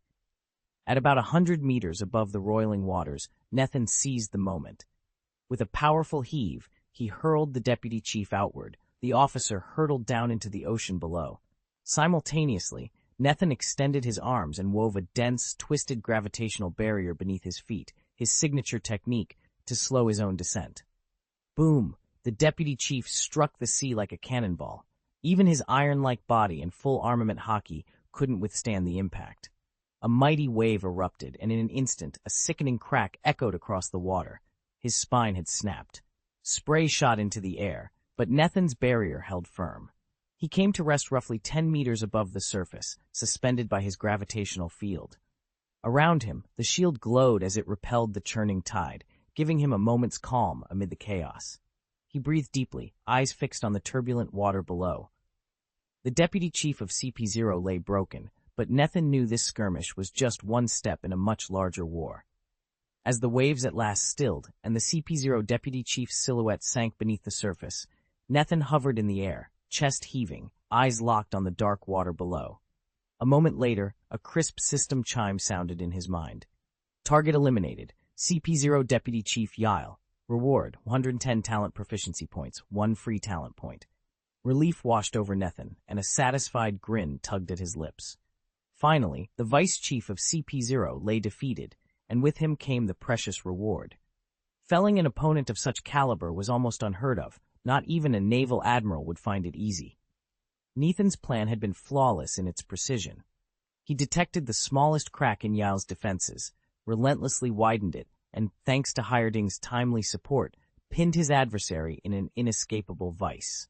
Then, channeling his twisted power to magnify that weakness beyond repair, he delivered the final, crushing blow. If even one of our restraints failed, the enemy could vanish the moment they activated the Goshawk Fruit's power. Its aerial speed was unmatched, faster even than Rhodes's own flight. With a steadying breath, Nethan tamped down the turbulent energy surging through his body. He spared no glance for the fallen CP0 vice captain's body. Instead, he fixed his gaze on the sky, transformed in a flash, and shot back toward the empty island. By the time he arrived, the fighting there was already winding down. With Hierding at his side, Rhodes had pressed the CP0 vice captain so relentlessly that the man never once drew a full breath, and had finally been put down for good. Lafitte had been the first to finish his duel. He and Liu still bore some strength in reserve, but after their own victories, they chose not to rejoin the fray. Instead, they slipped away together. Every clash with a CP0 elite had been a fierce, exhilarating challenge. When Rhodes and Nethan regrouped on the island, only one battle remained unsettled, the clash between the metal-skinned giant Statham and his equally formidable opponent. Everywhere else, the air lay still, the warriors victorious, or vanquished, while above them the sky promised yet more secrets to chase. Nethan watched impassively as the battered CP0 agent darted and weaved, desperately trying to stay one step ahead. Speed had always been his weakness, and even though the agent was already gravely wounded, he refused to give in. Under constant assault, the two of them couldn't coordinate an effective defense. Then, with a sudden burst of motion, the metal behemoth lunged, faster than any mechanical construct should move. Nethan's expression barely flickered. He'd underestimated Statham again. It wasn't just a hulking automaton, it was a transformer. Thanks to Baby Five's weapon fruit, essentially an upgraded version of the metal fruit, Statham could fuse weapons to his very body. Not only blades and armor, but even firearms and incendiary arms. He could generate high-output jet thrusters that propelled him like a living missile. Boom, boom, jet flames roared from Statham's back, each burst of speed closing the distance in an instant. The CP0 agent, encircled and drained of strength, had nowhere left to run. With surgical precision, Statham tore him apart, shredding metal and flesh until nothing remained but fragments scattered across the floor. Silence fell. The giant form slowed, the whine of turbines fading into a soft hiss. Statham's metal plating folded back and receded until, standing before Nethan, was the same sheepish young man who'd stepped into the arena moments before. He rubbed the back of his neck, a rueful grin on his face. Nethan simply nodded. "Don't sweat it," he said. "Your devil fruit isn't built for one-on-one duels like that. Teaming up with Helding and Rhodes next time, I think you'll see some truly unexpected results." Nethan's giant Korb wasn't designed for lone wolf deployment, but as a one-to-many war machine. Each colossal unit could link with the others, forming specialized combat bodies whose sheer bulk and power rivaled even the CP0 deputy chief. At peak performance, a single giant could shrug off Helding's lightning strikes without so much as a scratch. But if Helding's lightning were to strike at the exact moment the metal fruit's massive blade descended, their forces would almost perfectly stack, enough to overwhelm its defenses. What's more, by layering sand armor over the metal giant, the combined shields could let it slip into Navy headquarters unnoticed, and if pressed, reduce an entire naval base to rubble right under the Admiral's nose. Statham listened carefully and nodded. Nethan's training so far had focused almost exclusively on solo combat drills. He'd never actually teamed up with Rhodes Helding, though each giant was deadly on its own. When deployed in coordinated formations, usually 3s or 5s, they unleashed devastating localized firepower. Nethan's muscles still throbbed with renewed power ever since he'd devoured the devil fruit, but in the chaos of battle, he'd completely forgotten the local formations he'd once mastered. He shook his head and barked a quick order to Priest Zuo. "Clear the battlefield here. No one's to be left standing." Then he glanced at Bika's lieutenant, gave a curt nod to signal his next move, and turned his attention to the battered government vessel stranded on the nearby shore. A wide gouge marked its port side, clearly the work of those sand soldiers, and the hull looked ready to fall apart. "Shall we board her?" Nethan muttered with a grin. "I have a feeling there's something worthwhile tucked away inside." A soft click of high heels announced Lafitte's arrival. He strolled up to Nethan, cane in hand, posture perfectly off kilter as always. His eyes sparkled at the sight of the wrecked ship. Nethan surveyed the creaking deck from the beach. No sentries remained. Everyone had either fled or been returned to the sea as dust. With a nod, he strode forward, eager to see what secrets the abandoned vessel held. Chapter 189, Dialogue with the Five Old Stars, Part 4. A massive world government battleship drifted before them, large enough to accommodate nearly 1,000 troops, with countless cabins and corridors. Nethan had no intention of keeping it. The moment he boarded, he and his crew unleashed their powers, tearing hallways through bulkheads and blasting gaping holes in every wall they passed. Splitting up with Lafitte, Khalifa, and the others, they swept the vessel from bow to stern. As they suspected, it yielded nothing of real military value, no secret armaments, no hidden war plans. This ship was built only for rescue missions, not for battle. Still, in one secluded stateroom, Nethan discovered a hoard of books, scrolls, and various documents strewn across shelves and desks.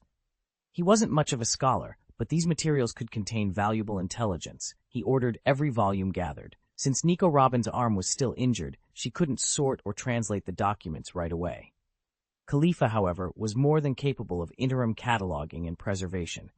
With a mere thought, Nethan activated his power over the ship's structure. The entire room, its walls, floor, and the piled stacks of books, ripped free from the hull.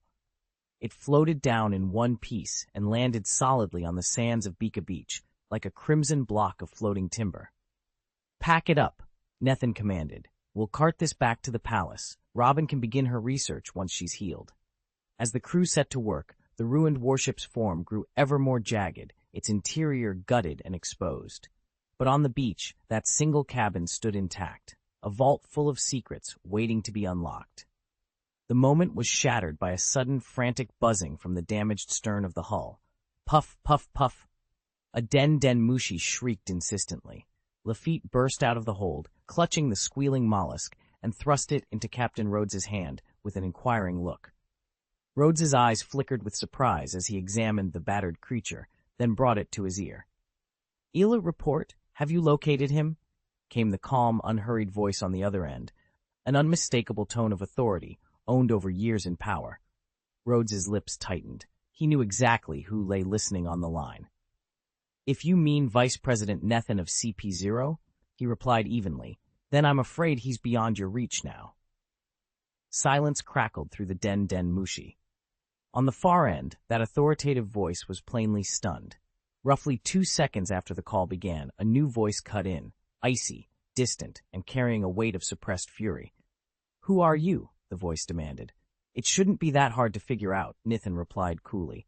In that instant, he recognized the unmistakable authority behind the words, one of the 5 elders of the world government, the apex of power on the surface world. No ordinary official would sound so composed, so untouchable. The elder spoke again, colder than before. "Spectre Hand, Nithin, so it really was you who kidnapped Muskerud. Very few dare to cross the celestial dragons, much less kill CP0's deputy chief. The 4 emperors wouldn't bother with a petty abduction. Given what little intelligence we have, the answer was obvious." Hearing Rhodes's voice confirmed Nethin's worst fears. Yael and the others were in grave danger now that the world government's core had focused its ire on him. The vaulted chamber of the 5 old stars fell into a heavy hush. Each of the venerable officials sat with dark expressions etched on their faces. Although they wielded the supreme authority of the world government, able to dispatch the entire naval fleet at will, they were powerless against the man on the other end of the line. A hidden bug had tapped every word, and through it, the man known only as Ghost, Nethin, spoke with chilling calm. At last, Elder Kidden Musgarid cleared his throat and asked evenly, "So, Ghost, what is it that you want?" No one else in the hall stirred. They all knew the truth. Threats and ultimatums meant nothing to Nithin. He had slaughtered the dragon people on the Chambord Islands without mercy. Unless they discovered some hidden weakness in him, they had no leverage whatsoever. A low, even voice came down the line. "Not yet." Every inflection, every syllable carried crystal clear through the secure bug. 2 of the old stars tightened their fists in barely restrained anger. Rarely had anyone dared speak to them so casually, let alone leave them this exposed and uncertain. For a moment, the chamber stood frozen, caught between the boundless power of the world government and the implacable will of a single man. Then, slowly, the 5 old stars exchanged guarded glances. The standoff was far from over, but they would need a new strategy if they hoped to bring Ghost in line. Although the other 3 elders kept their faces impassive, Nethin could feel the anger they were barely containing. One of them inhaled deeply, gathering himself before speaking in a solemn tone. "Very well. Propose your terms, ransom, conditions for Muskerud's release, and we will hear you out." These elders were among the 5 old stars, the highest-ranking celestial dragons in the world government. Of the 3 who remained silent, the one who just spoke was Don Quixote, the family name of Muskerud himself. Cast out of the celestial dragons alongside Doflamingo's line, Don Quixote Muskerud was now one of the few surviving heirs of that once mighty house. Nethin met the elder's gaze unflinchingly. "First," he said, his voice measured and calm, "you must lift the bounty on me. Only then will I entertain any other negotiations." "No," snapped the first elder, his tone icy. Before anyone else could respond, a second old star added in a low growl, "As for your other demand, if it's a ransom you want, name your price." "That's absurd," the third elder burst out. "Nethin is the most notorious pirate of his generation, a threat the world government has warned the world about. To withdraw his bounty now would be to admit defeat, and no celestial dragon would ever stand for that." Chapter X. Nethin reclined in his captain's chair aboard the Ghost Hand flagship, staring intently at the glowing holoscreens before him. They displayed the 5 highest-ranking members of the World Government Council, his would-be adversaries. The lead commissioner sneered, leaning into his own holo. "Let's be clear, Rhodes is a non-entity. Even the 4 emperors wouldn't stoop to negotiate with him. The world government stands supreme in this world. We bow to no one, not the Revolutionary Army, not the Whitebeard pirates, nor the Roger pirates." A second official, her voice frosty, continued, "Our plan is simple. Let Rhodes float any ransom he likes. We'll pretend to haggle. Then, at the exchange point, we'll strike. We'll obliterate the Ghost Hand pirates in a single, devastating blow. Afterwards, we'll report a flawless rescue operation. Our public image will be untouchable." Nethin's lips curved into a faint, almost sunny smile. He had anticipated their arrogance from the start. Tilting his head, he asked mildly, "Is that all you 5 geniuses wanted to discuss?" Before another word could be uttered, he cut the transmission with a crisp click. A final tone echoed through the council chamber before the holograms winked out. Silence fell.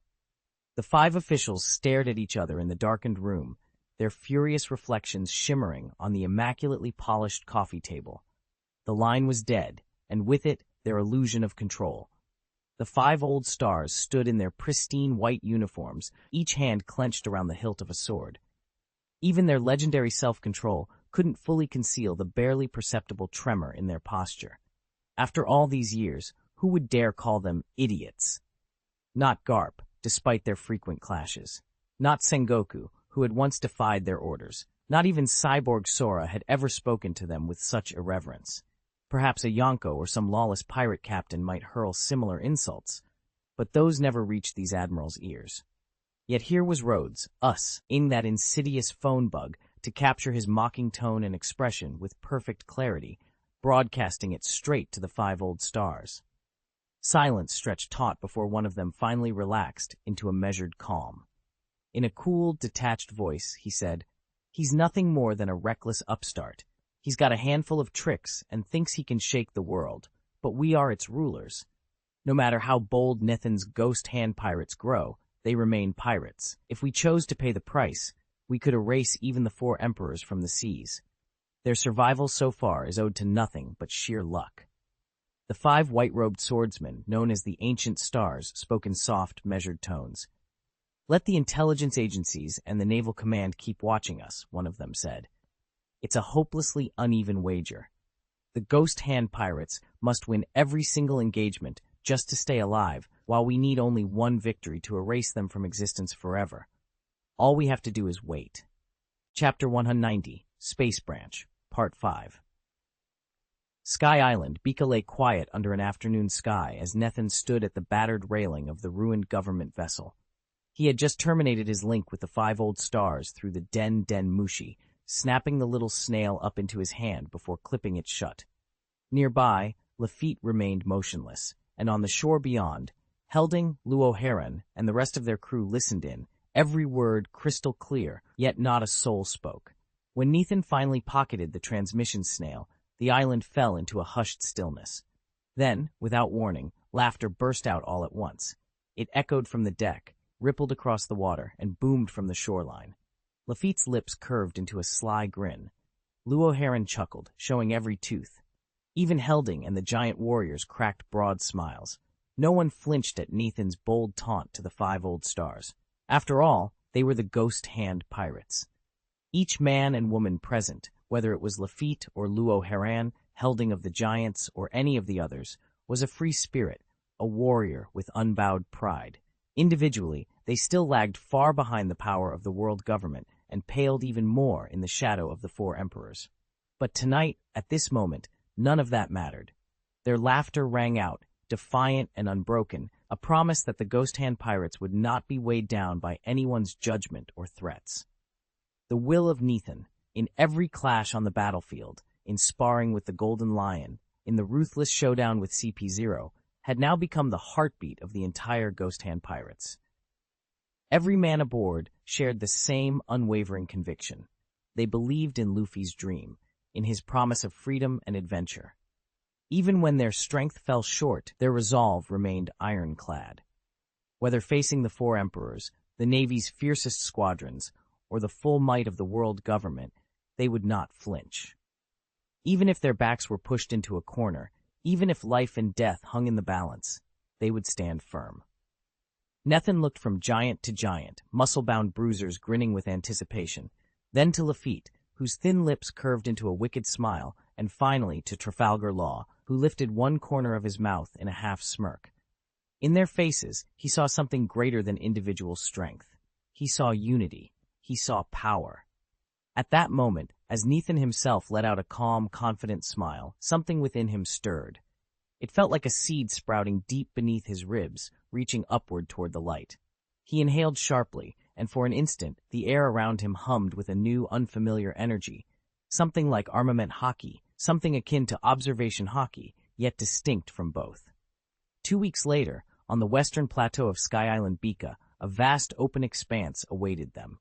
The clouds lay low on the horizon, and the wind whispered of the battles yet to come. Here, Nathan would nurture that budding power, and alongside his brothers and sisters of the Ghost Hand Pirates, he would carve his name into legend. Chapter 7. Clash of the Giants. A rumble like distant thunder shook the battlefield. Two colossal figures, Rhodes, the sand giant, and Statham, the metal giant, stood back to back on a shattered plateau of stone and dust. Across the pit of debris loomed Hierding, the thunder giant, his immense frame crackling with electric energy. Lightning danced over his bronze skin, illuminating veins of power that no ordinary opponent could hope to match. Rhodes summoned a swirling vortex of grit that whirled around his spade-like fists. Statham's arms gleamed with molten iron, molten rivulets tracing intricate runes as he prepared to strike. Together they launched a desperate assault, Rhodes flinging razor-sharp sands, Statham swinging molten metal like a battering ram. But each blow simply arced off Hierding's charged aura. With a cruel roar, Hierding unleashed a thunderbolt so fierce it scorched the air in a blinding flash. Sand and metal alike were torn asunder, sending Rhodes and Statham crashing to the ground. Despite their formidable devil fruits, Rhodes' sand fruit and Statham's metal fruit, they were outmatched. The thunder fruit granted Hierding not only raw destructive force, but also an almost preternatural speed. He advanced, thunder rippling from every step. "You two," Hierding bellowed, "are no more than children playing at war." Rhodes struggled to rise, his body cracked with sand-like fissures. Statham's molten limbs sputtered as he forced himself back onto his feet. They shared a grim look. They had trained endlessly, pushing their fruits to the brink, but they had never reached Hierding's starting line, much less his ceiling. High above the fray, on a floating islet of cloud rock, another figure watched in silence. Nathan knelt, clutching a demonic blade whose black steel writhed with sinister life. Tears tracked down his dusty cheeks, though whether from grief or rage, no one could tell. He stared down at Hierding, going through the motions of a broken chant beneath his breath. Beside him stood Lafitte, hair tossed by the wind, equally spent from the morning's rigorous training. Their bare chests glistened with sweat, their legs ached from martial drills. Now they waited, Nathan's gaze locked on Hierding, Lafitte's on Nathan, both bracing for what would come next. "It's unbelievable," Nathan whispered, voice trembling. "Sand and metal fruits, even their combined might isn't enough to touch him." He ran a shaking hand over the demon knife's hilt. "I thought, maybe I could help, but—" Lafitte laid a steadying hand on his shoulder. "We don't know that yet. Hierding may have the strongest fruit, but I've seen you fight, Nathan. You're stronger than you realize." Nathan's eyes flickered with conflicted fire. He sank lower, drawing the blade across his palm. Its edge glowed red, as though hungry for his blood. "Let me down there," he muttered. "Let me show him." Lafitte hesitated, scanning the battlefield. Statham staggered to his knees. Rhodes lay half buried in sand. Hierding raised a fist crackling with electricity. If the thunder giant struck again, neither giant would survive. Above, Rhodes had stabilized himself. Gravity itself bent around him. He activated his gravity technique, intensifying it to 3 times normal pull. The air around him rippled. His already massive form seemed to grow denser. Then, with a roar of effort, he launched himself forward using the moon step under triple gravity, a movement so swift and unpredictable it left after images in the sky. Hierding flinched, surprised to see Rhodes soaring at him like a living meteor. For a split second, the thunderbolts around Hierding's body dimmed. The sand giant's fist connected, erupting in a cloud of shattered rock. But Hierding's eyes snapped open, and with a thunderous crash, he caught Rhodes by the arm and hurled him away as if tossing a pebble. Nathan exhaled sharply. He stood, raising the demon knife. The cloud island quaked beneath him, mist swirling around his boots. Lafitte nodded, readying himself at Nathan's side. Neither would charge recklessly, yet both knew what must be done if they were to save their friends from the thunder giant's wrath. Below them, the battlefield held its breath.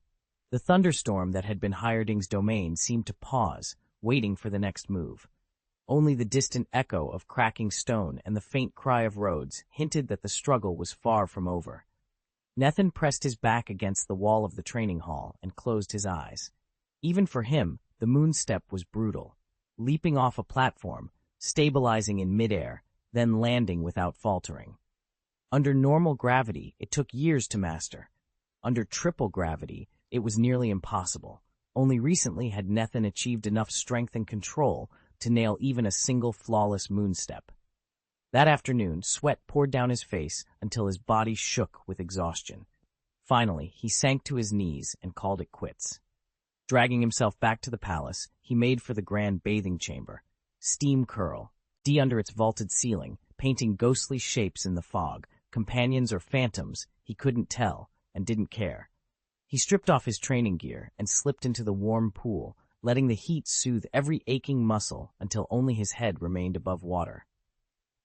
"Finished for today?" came a calm voice from the far side of the pool. Robin lounged there, draped in a white towel, her tone neutral as ever. Nethan looked up, blinking through the haze. "Actually, I cut my session short. I want to rest today, recover from the last 2 days' effort." Robin raised an eyebrow. "Is that why you ended up in the women's baths?" He met her gaze but said nothing about his decision. Instead, he leaned forward, water dripping from his hair.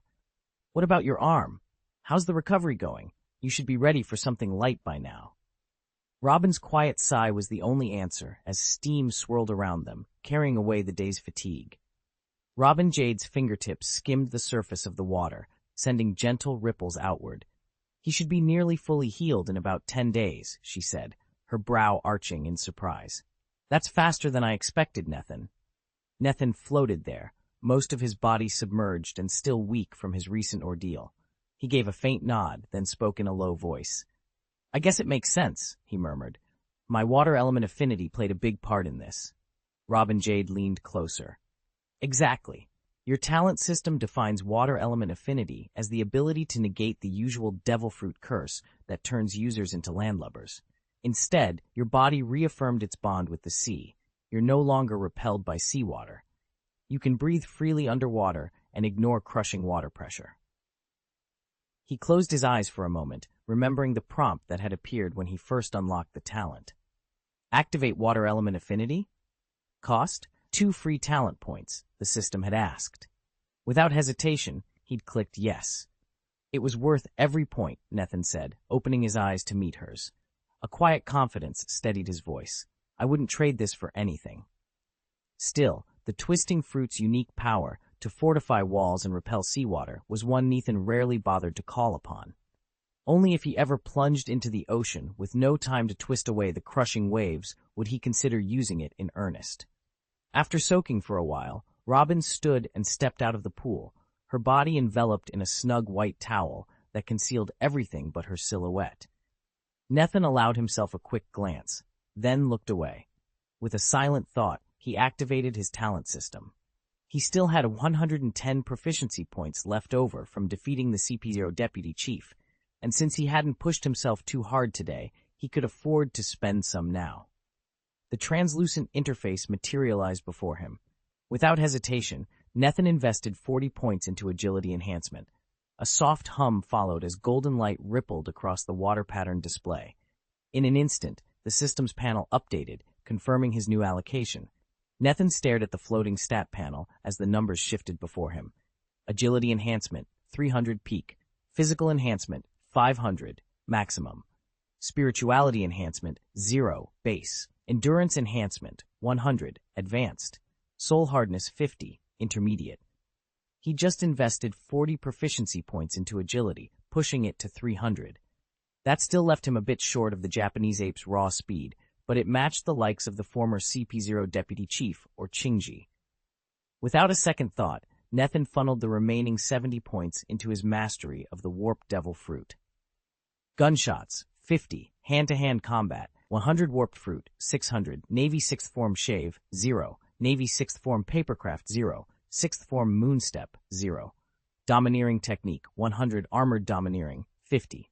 As soon as warped fruit proficiency hit 600, a hidden branch labeled Distorted Space lit up green, now an activatable skill.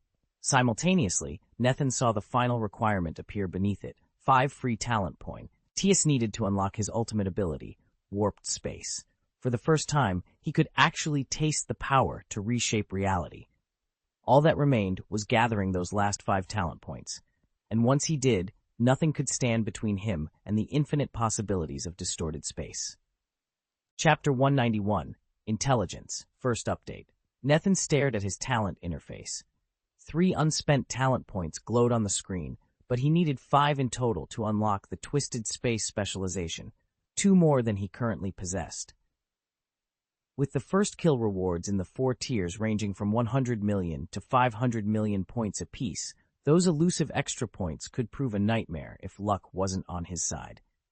Still, even without spatial distortion abilities, Nathan's recent upgrades had sparked a massive leap in raw power. His attack, speed, and physique now equaled those of a Navy admiral.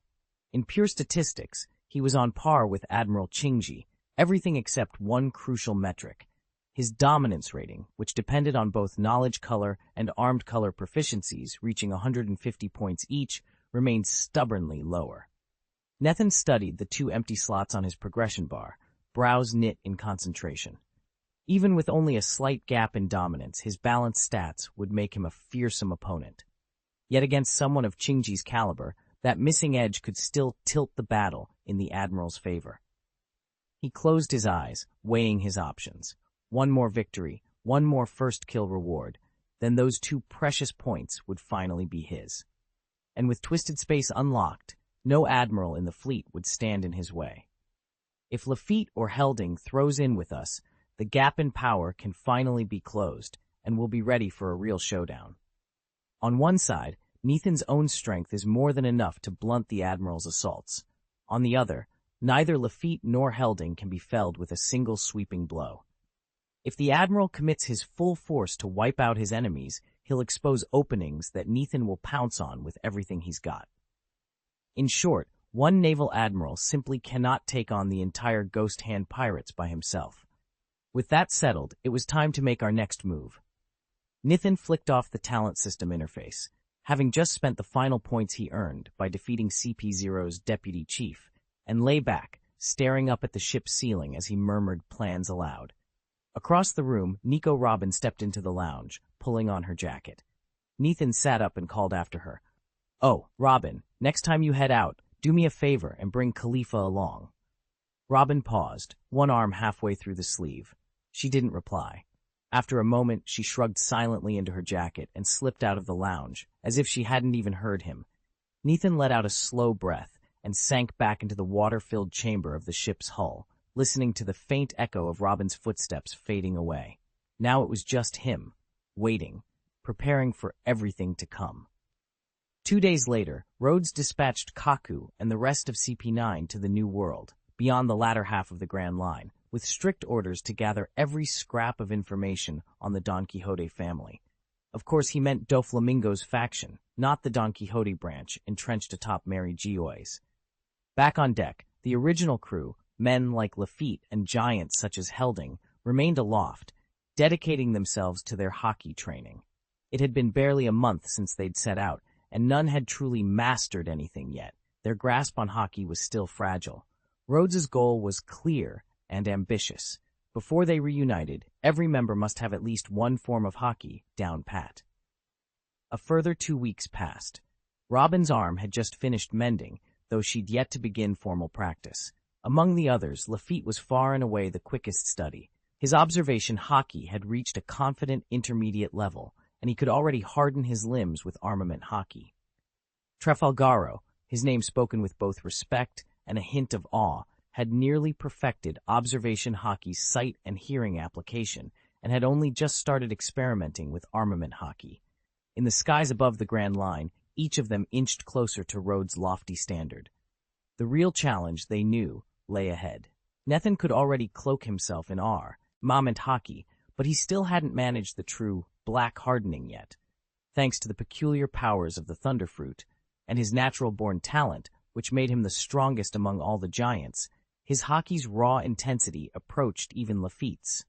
Yet, much like Zoro, he could only manifest armament hockey. He hadn't bridged the gap to genuine hardness. In the New World, nearly every pirate has dabbled in Busoshoku hockey, and most of the women on Nine Snake Island can at least surround themselves with its iron-like aura.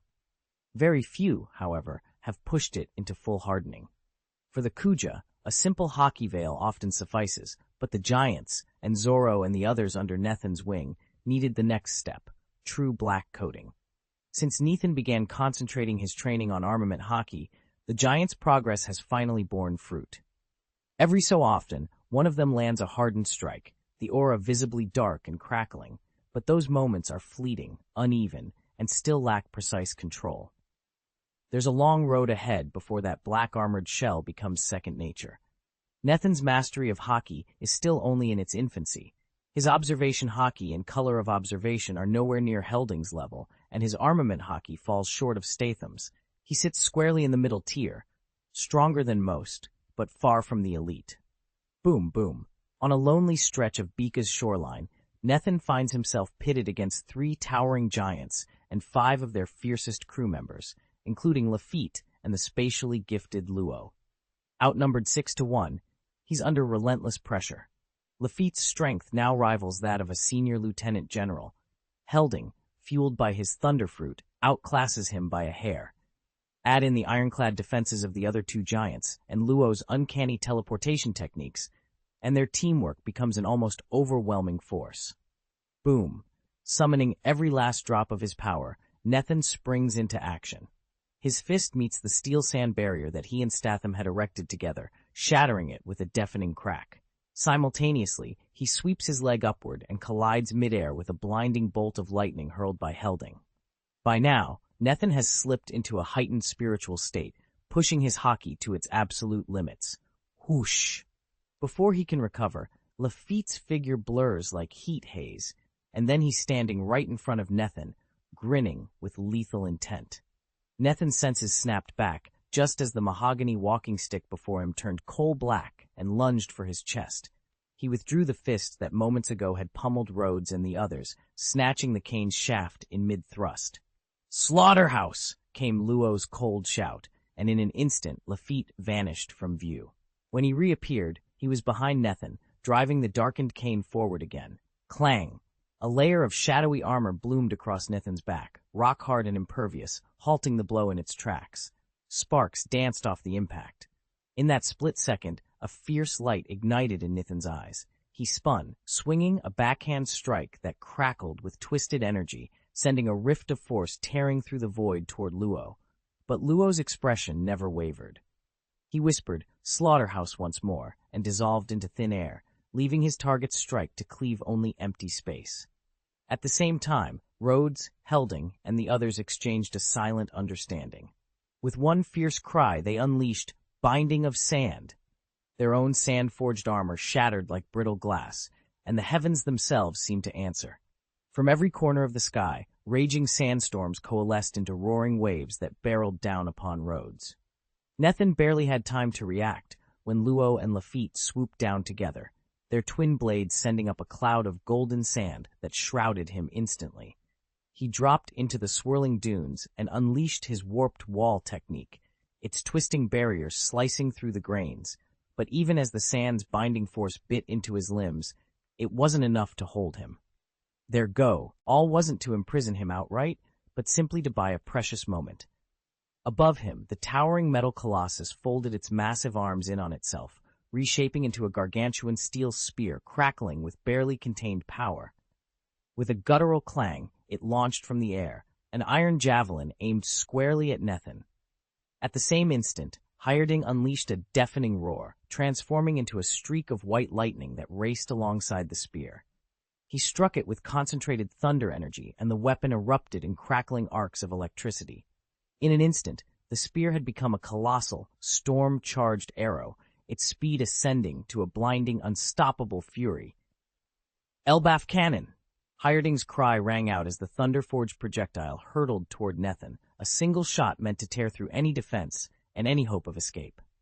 Chapter 192, Storm on the Horizon, Part 2. Nethan's eyes gleamed as he gauged the incoming strike. Drawing every ounce of his distortion power inward, he ignited his arming aura and drove his fists skyward in a single brutal arc. Midair, his punch met the steel spear's tip in a thunderous clash. Bolts of lightning from Leilu's thundercurrent shattered against Nethin's distortion field, spraying like electric blossoms in every direction. Under the relentless twisting force, the spear's metal began to fracture, each moment chewing closer to Nethin's knuckles, but neither yielded. They were locked in a perfect stalemate. Boom! A deafening explosion ripped through the air, its shockwave crashing onto the shoreline. Lafitte and the others lunged into defensive stances, shields raised against the blast. When the crackling storm of energy finally dispersed, they found Nethin hovering several meters above the sand, his armored fist drawing back slowly. The beach below was scarred but intact. He exhaled, then offered a crisp nod to Helding and Statham. His strike had landed exactly as intended. Nethin channeled his constriction power up to 600 points just in time. Without that extra boost, he'd have been unable to stop the final strike cleanly and might have taken a glancing injury. "All right, that's enough for now," he called, signaling Hierding and the others to pause. In a single fluid motion, he vaulted into the air and landed lightly on the broad chest of Gears, the ship's doctor of the giant soldier pirates. Gears and Goldbagu had both joined the sparring session. Their senses, sight and hearing alike, were only average, and although their martial aptitude was slightly above the norm, they weren't especially formidable. Without devil fruit powers to back them up, they lagged far behind fighters like Hierding, who were growing stronger by the day. "Captain?" Gears looked up at Nethin, curious. From her vantage point, he seemed almost childlike, so small against her towering frame. He settled onto his usual perch, offering her an easy smile. "Don't worry," Nethin said confidently. "Before long, you and Goldbag will each find a devil fruit that's perfect for you. Hierding and the others are improving fast, but once you've got your own powers, we'll be right up there with them." Gears's eyes brightened at his words. She believed in Nethin's guidance, and now, more than ever, she was determined to see her own strength blossom. Tension and urgency weighed on everyone's shoulders. Gelds averted his eyes, shame coloring his voice. "Captain Nethin, we've accomplished nothing so far. Even with the power of Helding that you've shared with us, we can never repay your kindness." Standing beside him, Goldbagu bowed his head in deep respect.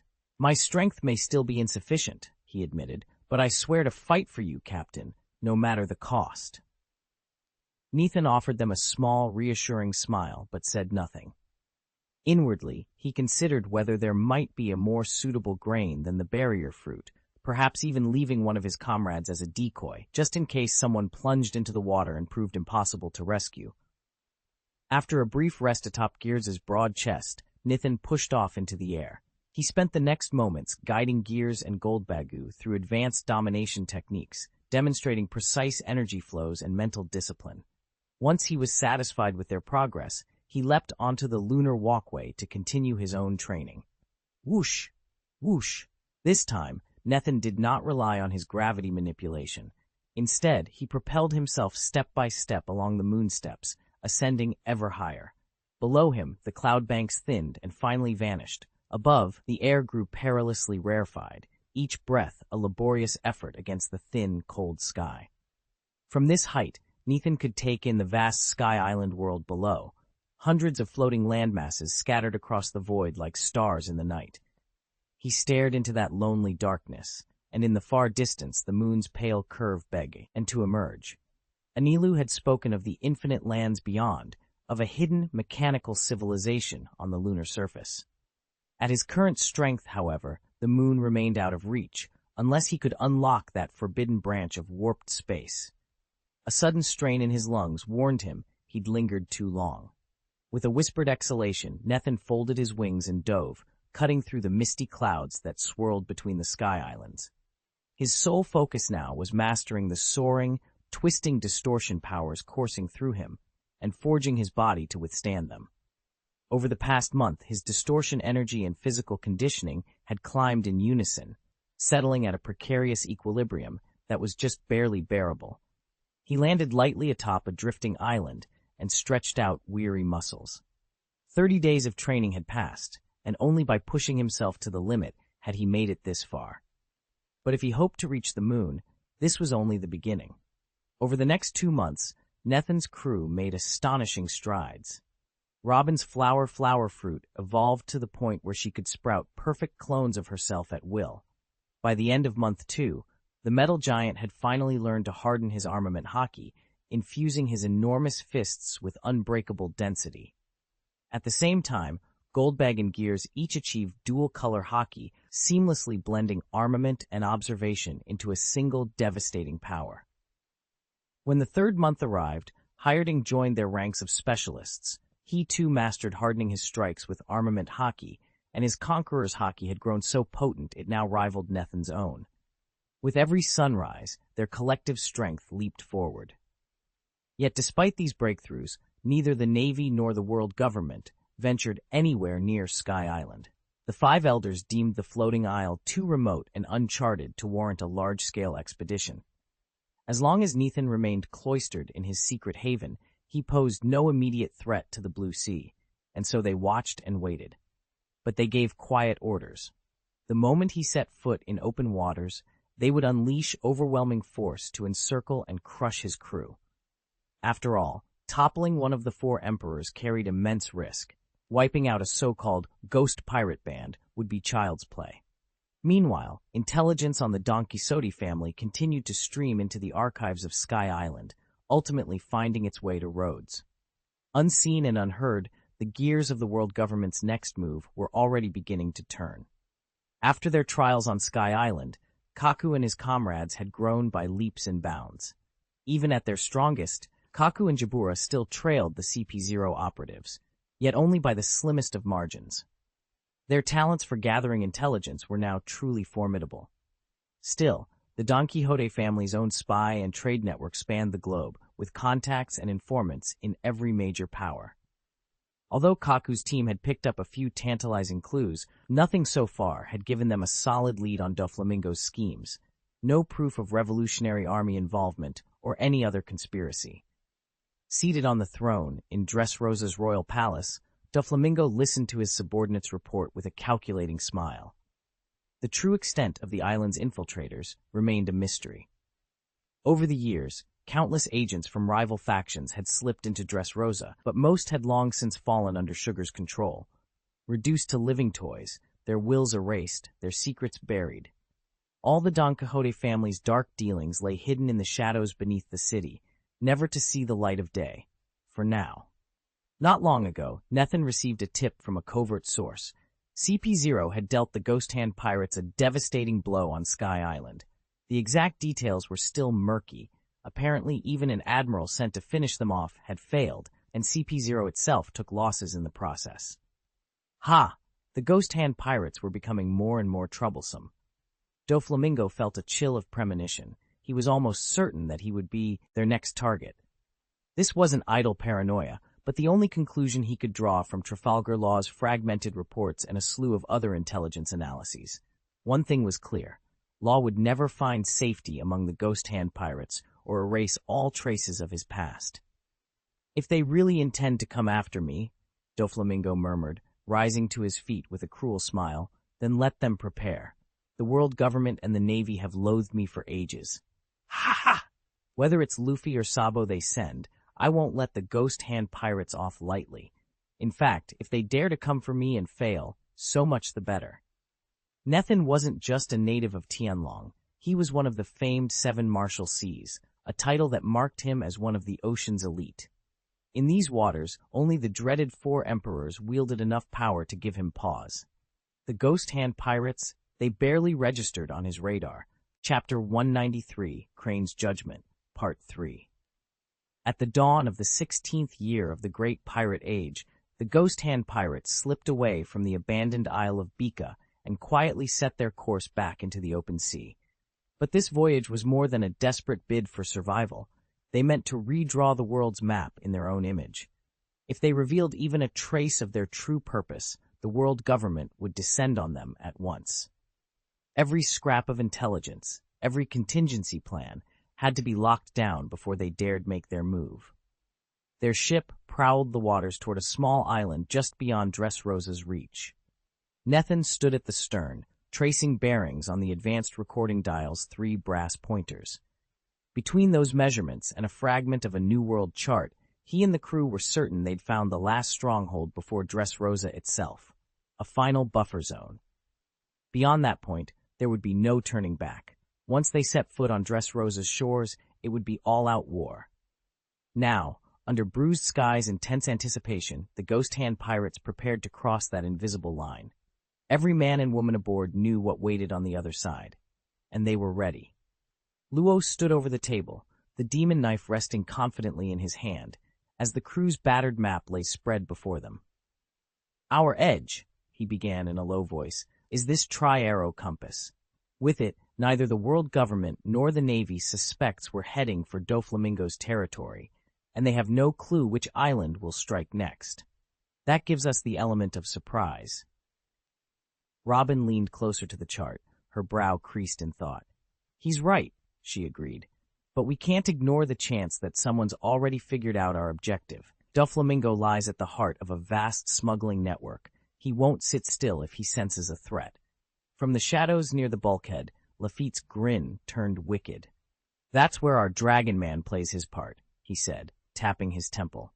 "If we set it up just right, he'll lure every Marine and government agent away from us. Imagine him as a one-man diversion squad." Nethan stood silent for a moment, tracing a potential route on the map with the tip of his finger. Then he looked up, eyes steely. "With the heat on us as it is," he said, voice firm, "any sign of our fleet will draw immediate attention from the Navy and Doflamingo's spies alike. If we let slip another clue about our course, they'll piece together exactly what we're after. Make sure we stay out of sight as much as possible, at least until we reach the second island." "We can't afford to be fully exposed yet," Nethan said, turning to Lafitte. "And if this Tianlong fellow is going to be of any use, we need a carefully thought-out role for him. Any ideas?" Lafitte's grin was wickedly amused. "Actually, I do have a plan." Nethan nodded, without pressing for details, then added, "Our primary mission is still to bring down Doflamingo, but we also need to deliver a serious blow to the world government." A hard gleam flashed in his eyes. Robin watched him, a faint smile playing at her lips. It seems the captain already has something in mind. Gathered in the small war room, Nethan, Robin, Law, Rhodes, and Lafitte calmly pieced together the battle plan. Individually, none of them matched the strategic brilliance of a vice admiral, the fleet admiral's chief of staff, or even Ben Beckman of the red-haired pirates, but together they covered every angle. In their design, the government, the Navy, and Doflamingo's forces would all be struck in one coordinated sweep. By the time they finalized the details, the first island had just risen above the horizon. Nethan studied the distant shore where the giants roamed, a forbidding sight. "No," he said quietly, "we shouldn't risk landing there." Everyone agreed. No one outside the Ghost Hand pirates could know the true extent of their power, and it was far safer to stay under the radar. After all, they weren't the Straw Hat pirates.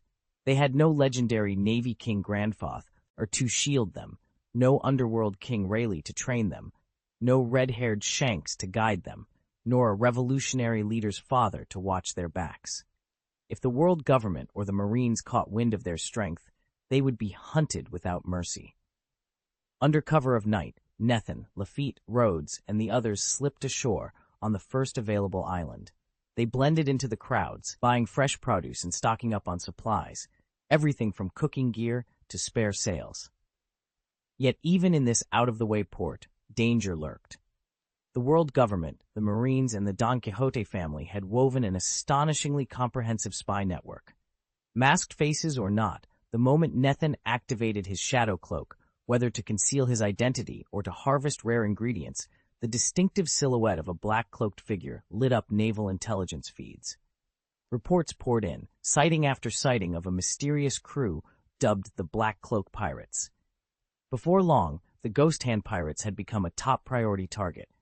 Every ship out of port was scanned for their black banner. Every island guard kept watch for their telltale shadows, and somewhere in the corridors of the world government, orders were already being drawn up. Stop them at all costs. Nethan tightened his grip on the satchel of precious spices in his hand. They'd flown under the radar so far, but only just. The real chase was about to begin. The Navy and government had been chasing so many leads. nearly all wild goose chases or mere coincidences, that by the time they'd eliminated each dead end, precious days had slipped away. Shortly after the Navy intercepted a report on Rhodes, Doflamingo's network delivered him the very same tip. A lone sighting of the ghost hand pirates on some backwater island, however, meant little, and he frowned at the vagueness of it. 10 days passed without a follow-up, until at last a second report surfaced. When this new sighting was cross-referenced with the first, the Navy and government finally had something concrete to work with. The pieces still didn't spell out the full picture, but they pointed clearly in one direction. The ghost hand pirates were active in the region, and Rhodes might be at the heart of whatever scheme they were plotting. In the headquarters conference room, lieutenant generals filled both sides of the long table. One of them leaned forward, pointing at the sea route on the chart. His voice was low and measured as he said, "There are 3 islands along this course, but it's impossible to say which one he's aiming for." A tense silence followed. Even Doberman, seated in the far corner, studied the map in grim thought. Then a soft, clear voice cut through the hush. "If we judge by probability," Chief of Staff Crane said, "the most likely target is Dressrosa." All eyes turned to the plainclothes officer at the head of the table. Respect rippled through the room at the sight of her. "Lieutenant General and Chief of Staff Crane," someone acknowledged. Crane tapped the chart. "The other 2 routes lead to the 10,000 Nations Sea and the Beast's Sea. Unless he's somehow setting his sights on challenging for the 4 Emperors title, I doubt he'd sail there, though it's not impossible. After all, the Ghost Hand pirates once killed the Silver Ape of the 100 Beasts pirates on Icefield Island. With Kaido's temperament, if he took that route, he'd almost certainly go after those behemoths." Heads nodded around the table, each strategist weighing the implications of Crane's assessment as the waves of uncertainty lapped at their plans. Admiral Crane's hair was already half silver, yet her voice remained perfectly calm. Methodically, she pieced together every snippet of intelligence they'd gathered, the identities of the 4 emperors, the tactics and hallmarks of the Ghost Hand pirates, the peculiar resilience of Nethin, even the recent sightings of Trafalgaro. At last, she set down her teacup, took a sip of tea to soothe her throat, and spoke again. "Right now, our solid evidence is too sparse. All we can do is weigh probabilities, and it comes out almost exactly even. Half the leads point toward Dressrosa. The other half trace routes into the territories of 2 different emperors. It's a tangle of variables with no obvious thread to pull. We'll have to dispatch forces to engage the Ghost Hand pirates regardless, but should we commit our full strength when our confidence is only at 50%? That decision exceeds the authority of this council."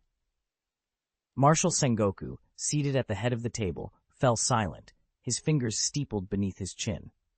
With Admirals Akainu and Aokiji currently away from headquarters, only Kizaru remained on duty, and regulations demanded that at least 1 fleet admiral stay behind to oversee all operations. If Kabu were sent out, we'd be dangerously short-staffed if an emergency arose. We'd have to rely on Garp to pick up the slack. Besides, I still plan to serve as a naval marshal for a few more years. Chapter 194, CP0 Appears, Part 4. Meanwhile, in Dressrosa's palace, Doflamingo had received the same intelligence that Crane had, but his conclusion couldn't have been more different. He was all but certain that the Ghost Hand pirates were heading straight for Dressrosa. There was no lengthy chain of reasoning behind his conviction, only pure instinct. The Navy might solve problems with cold, logical analysis, but pirates often trusted their gut, and Doflamingo was no exception. "They're coming for me," he murmured, a low chuckle escaping him. He wouldn't underestimate the Ghost Hand pirates. A crew bold enough to evade an admiral's blockade, slaughter the Tenryubito, and then slip away unscathed was a formidable threat indeed. Determined, Doflamingo decided to devote all his attention to this looming clash. It promised to be the fiercest battle Dressrosa had seen since he seized the throne. After a moment's thought, he pulled out his modified Den Mushi, tapped the concealed bug, and placed a call to the world government. As head of the Tianlongren, the greatest trading power in the underworld, he was by far the most extraordinary of the 7 overlords. His reach extended from the criminal syndicates to the Navy and even into the corridors of government. Heh! Heh heh. He murmured, the wind tugging at his cloak. The man you most want dead is heading straight into my hands. What will you do now? 5 days later, the Ghost Hand pirates made landfall on the final island before Dressrosa and immediately began to secure their beachhead. Their objective was no longer a secret. When word reached Marine headquarters, Admiral Sengoku and Crane instantly recognized Nethan's course. It led directly into Don Quixote do Flamingo's domain, the Kingdom of Dressrosa. Although the confirmation had come at the last possible moment, there was no hesitation. Orders were flashed out at once. Admiral Kizaru readied 3 battleships and set sail for Dressrosa to intercept the invaders. Meanwhile, within the walls of Dressrosa Castle, Doflamingo had summoned every officer back to the capital. The townspeople, still oblivious to the danger bearing down on them, felt only an eerie calm settling over the island, as if the very air were holding its breath before the storm. The Don Quixote family stood at the heart of the underworld, its trading network stretching to every corner of the globe. If anything ever went wrong within their ranks, the tremors would be felt worldwide. No wonder all eyes now turned toward Dressrosa, brimming with both curiosity and suspicion, as Nethan and his crew finally made landfall. "This is it, Dressrosa," Nethan murmured, his gaze fixed on the colorful sprawl of the island before him. He inhaled deeply, the salty breeze stirring memories of the day Doflamingo murdered Corazon. His hand tightened around the hilt of his demon's fang, and frost crept into his cold, hard eyes. He was well aware that he lacked the power to face Doflamingo in open combat, yet every scheme, every plan to undermine the tyrant had Nethan's fingerprints all over it. Now, at last, the moment to settle his personal score had arrived. From one side of the deck, Lafitte eyed Nethan with a slow, amused grin as he leaned on his mahogany cane. "You know," he drawled, "Doflamingo very well might have predicted our arrival. Still, I wouldn't dare back down." "Then let us give him something to worry about," Nethan said softly. His voice was calm, but the determination in it sharpened as the ship drifted into the harbor. Before anyone could second-guess him, he leapt from the prow onto the sunlit docks, Demon's fangs swinging by his side, ready, at last, to make Doflamingo pay for Corazon's blood. Nethan strode into Dressrosa, clad only in a black trench coat, no hood, no disguise. Every last preparation was complete. Now there was no need to hide. This was the decisive battle. To him, Doflamingo was nothing more than prey, worth at least 25 talent proficiency points, with the chance to earn even more bonus points if things went perfectly. Behind him, Lafitte walked with a faint, amused smile. A few paces back came Nico Robin and Luo, their expressions cool and confident. The 4 of them advanced through the winding streets of Dressrosa without hesitation, drawing curious glances from onlookers as they made their way toward the heart of the city. At the very center stood the royal palace, its marble columns gleaming in the afternoon sun. Nethan and his companions passed through the gates as if they owned the place, their trench coats flaring behind them. No guards dared stop them. Inside the grand audience hall, Don Quixote do Flamingo stood by a tall window, watching their arrival with a sinister curl to his lips. He turned away from the view of the bustling plaza below and strode across the polished floor, his flamboyant cape swishing behind him. Stepping onto the palace's front steps, Doflamingo spoke quietly to a cloaked figure standing in the shadows. "Our guests have arrived. It's time we went out to greet them." Within the chamber behind him, the Don Quixote family's top 4 officers, Bellamy, Sugar, Trebol, and Diamante, had already gathered. Even Virgo, the Navy officer working undercover, had taken up his post in Dressrosa days ago, under official orders. The stage was set, and the decisive encounter was about to begin. Unseen to the public eye, Admiral Virgo had already marshaled the Navy's forces, though he himself would remain behind the scenes. It was a decision handed down from the highest levels. No marine flag would taint this confrontation with the Ghost Hand pirates, and nothing would expose the true hand guiding it. Instead, Don Quixote do Flamingo would appear on behalf of Dressrosa's interests, accompanied only by 3 of his top executives. As twilight settled over the palace gates, Nethan and his 4 crewmates strode into position. They wore black trench coats, attire hastily swapped in on the previous island, and stood ready in formation. Across from them emerged Doflamingo, flanked by Virgo's 3 surrogates. 8 figures faced one another in silence. Doflamingo's lips curled into a predatory smile. So the ghost hand pirates at last reveal themselves. If I'm not mistaken, you absconded with something that rightfully belongs to me. Nethin met the gaze of his adversary without a flicker of doubt. You mean the sand fruit? The paramecia-type devil fruit? A low, silky chuckle escaped Doflamingo. Though he was taller, his height gained him no leverage. Exactly that. I half expected you to forget whose property it was once you laid hands on it, but it seems you still remember. My crew and I have no intention of misplacing our leverage, Nethin replied coolly. He exchanged a confident glance with Lafitte, Pato, and Sugar behind him, each as composed and alert as he was. Doflamingo's eyes glittered with amusement and something darker. Very well. Then let us see how far you're willing to push your luck. With those words, the first move in a dangerous game of power and deception was made, one that would determine not only the fate of the sand fruit, but perhaps of Dressrosa itself. Nethin's voice was steady as he spoke. If you can't protect something, then it doesn't truly belong to you. In this world, the strong prey upon the weak. All our civilizations and clever inventions only serve to let the powerful hunt in ever more inventive ways, but the essence never changes. The strong live, the weak die. That is the law of the world. Doflamingo's grin wavered for an instant, then burst into laughter so loud it echoed off the walls. He didn't deign to answer Nethin. Instead, he turned toward the figure standing behind Rhodes. Luo, you little brat, you finally returned. The Don Quixote family has been saving the title of third-generation Red Heart, especially for you. Her. Despite his mockery, Doflamingo felt no urge to kill Trafalgar Law. A devil fruit user was far too valuable. If he could force Law into submission, the reward would exceed even the Mera fruit's worth.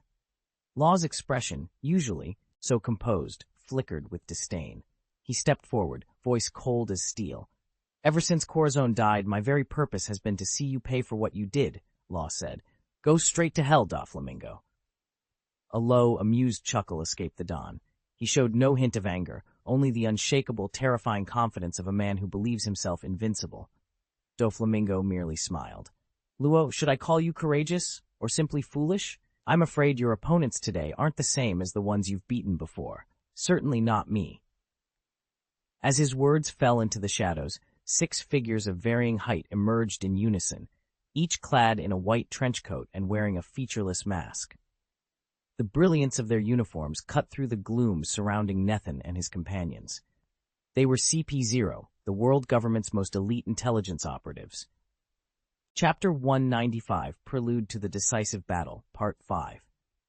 Although Doflamingo felt confident he could crush the Ghost Hand pirates himself, he preferred a cleaner solution. Unleash the full might of the world government. He had no intention of wading into another bloody fray against Nethin. Instead, he summoned his deadliest asset. From the shadows of the harbor, 6 figures advanced, silent, composed, unmistakably dangerous. Trafalgar's eyes narrowed. These were no ordinary Marines. They were CP0, the world government's elite covert operatives. Their commander must be among them. Ghost Hand pirates, intoned the tall, thin man at their forefront, his tone as cold and unyielding as a winter gale. A simple mask concealed his face, but the authority in his voice needed no introduction. Surrender St. Muskerud to us now, and we will go easier on you. Each member of CP0 stood motionless, exuding the same ruthless resolve.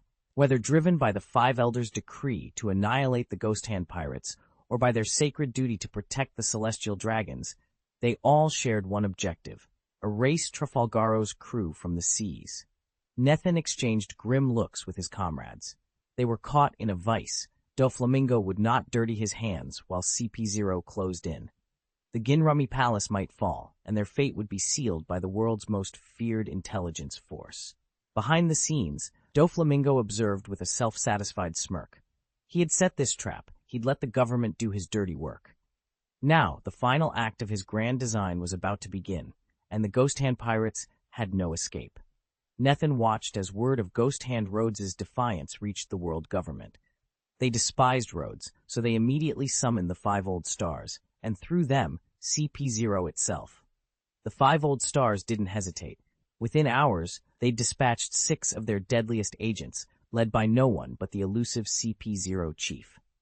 Out on deck, Captain Lafitte leaned back against the rail, eyeing the newcomers with faint amusement. Under the midday sun, their dark cloaks and featureless masks made them look more shadow than flesh. Lafitte grinned and called out, "So, which one of you is in charge? Who's the lieutenant?" Not a single CP0 agent answered. Their voices were swallowed by the ocean wind, their eyes, cold and unreadable, fixed on Lafitte. Even standing in a casual group, they radiated attention so fierce it made the entire deck feel cramped and suffocating. Nithin remained a few paces behind the captain, arms folded, expression calm. He had no illusions about CP0's reputation. As the world government's secret enforcers, they moved unseen, every mission erased from the public record. Yet here they were, stepping into broad daylight, their arrival as shocking as any open show of force. He studied each masked figure in turn, searching for signs of rank or personality. There was nothing, only an aura of authority that brooked no challenge. Still, Nithin felt no fear. Instead, a quiet anticipation settled in his chest. Something was about to happen. Before he could pinpoint it, one of the agents stiffened. A faint crease formed across his mask. Then, cutting through the hush, came the unmistakable buzz of a transplanted transmitter, someone's phone bug announcing an incoming message. All eyes snapped toward the sound. In that instant, the uneasy peace shattered, and the deck held its breath, waiting to see whose loyalty and whose fate would be revealed next. Nithin pressed the tiny activation switch on the bug he'd planted beneath the guard's mask. The man, his features already warped by the crude disguise, picked up the call as though nothing were amiss. Then Muscarud's voice exploded through the silence. "Ah! Help me, you bastards! Hurry! Those pariahs strapped a timed bomb to me!" Panic and outrage rippled around the long conference table. 6 CP0 operatives froze behind their dark masks, the room's stony calm shredded in an instant. Between sobs, Muscarud hurled every curse he knew at CP0, begging for rescue even as terror made his voice crack. Doflamingo, seated at the head of the table, shot to his feet, his slender fingers brushing up the edge of his mask. His normally smug composure vanished in a heartbeat. "Nithin set us up," he hissed under his breath. "He must have known exactly where Muscarud was and how to force our hand." Rhodes rose more deliberately, folding his arms. Every eye turned to him. "Gentlemen," he said evenly, "the bomb will detonate in 12 hours. Fortunately, we all know Muscarud's location. If we depart at once and don't run into a typhoon, we'll get there with time to spare." A tense murmur went around the table. The urgency in Rhodes's tone was enough to snap everyone into action.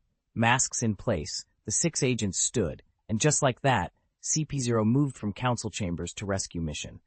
Outside, Nithin let himself smile. His trap had worked. Now he just had to see it through. Chief CPO fixed his gaze on Nithin. After a tense moment, he finally released a breath. "You're all right," he said. For CP0, their highest purpose was to safeguard the Tianlong people. No matter the peril, their mission was to serve as the nation's unbreakable shield. "Agents 3 and 4, he ordered, "hold this position. The rest of you, with me." He didn't yet know what Nithin had arranged on the other island, but he had confirmation that survivors remained. There was no time to lose. Leaving 2 sub-captains behind to secure this site, he led the other 3 operatives toward the shore. "We move at once," he barked. "Reach the island, locate the Draconians, and bring them home." With the Don Quixote family and the 2 squadrons covering their rear, they could trust this position to hold until naval reinforcements arrived. The warships were already en route and would reclaim control soon. At his command, the 4 agents vanished into the night. Only agents 3 and 4 lingered, maintaining their vigil until relief arrived. 4 CP0 agents stood their ground, their eyes glinting with a grim resolve. Never before had anyone dared threaten the celestial dragon so brazenly, and now the world government's own secret enforcers found themselves forced onto the defensive. As the 4 prepared to withdraw, Nithin glanced toward the ancient well at the center of the courtyard, as if he'd foreseen this very moment. He turned to face Doflamingo and spoke in measured tones. "It's time to settle the score between you and my crew, Don Queso Doflamingo." Doflamingo met his gaze for a long, silent beat, then a slow, mocking smile curved his lips. "You really believe shifting CP0's main force like this will change a thing? The Navy can be here within half a day. You four hold them off for 12 hours. Then what? He spread his arms in a gesture of defiance. At his signal, 3 of Doflamingo's top executives, Diamante, Tribal, and Pica, stepped forward and fell into line beside him. Simultaneously, hundreds of Don Quixote family soldiers surged onto the palace square, organizing themselves into 4 regiments: spades, diamonds, hearts, and clubs. From the ranks came a chorus of war cries: Explosion Man, Gradius! Tons of pressure, Mahabaith! Dewing Fist, Rao-Ji! The square shook with their roar. The die was cast, and the stage was set for a battle that would determine who truly held the streets of Dressrosa. Nearly every high-ranking officer of the Don Quixote family had gathered here, and each was a legendary powerhouse of the seas. Most carried bounties well above 200 million berries. Even though CP0 had immediately withdrawn its main force, including the agency's top commander, at the Celestial Dragon's orders, 2 sub-commanders remained. Alongside them advanced the family's 4 principal armies in tight, imposing formations. The sheer might bearing down on Dressrosa was unmistakable. From rooftop terraces and balconies not far from the palace, the city's residents watched in stunned silence. Never before had so many Don Quixote officials appeared together. Your Majesty, and Lord Diamandi, one voice trembled. Are they really all here? Is a battle about to begin? Look over there, in the middle of their ranks. That must be the Ghost Hand Pirates. When the crowd recognized Nathan and his crew at the head of the Ghost Hand Pirates, a hush fell over them. Their hearts pounded with one chilling realization. The Ghost Hand Pirates were poised to take on the full force of the Don Quixote family. Nathan stood at the edge of the plaza, heart pounding, as he watched the Don Quixote family's troops sweep through the streets. For those who hadn't been transformed into living toys by Sugar's devil fruit, the sight of Diamante and other top executives leading this vast force was enough to calm their fears, at least for the moment. But the toys themselves, once ordinary citizens now turned into playthings, were watching too.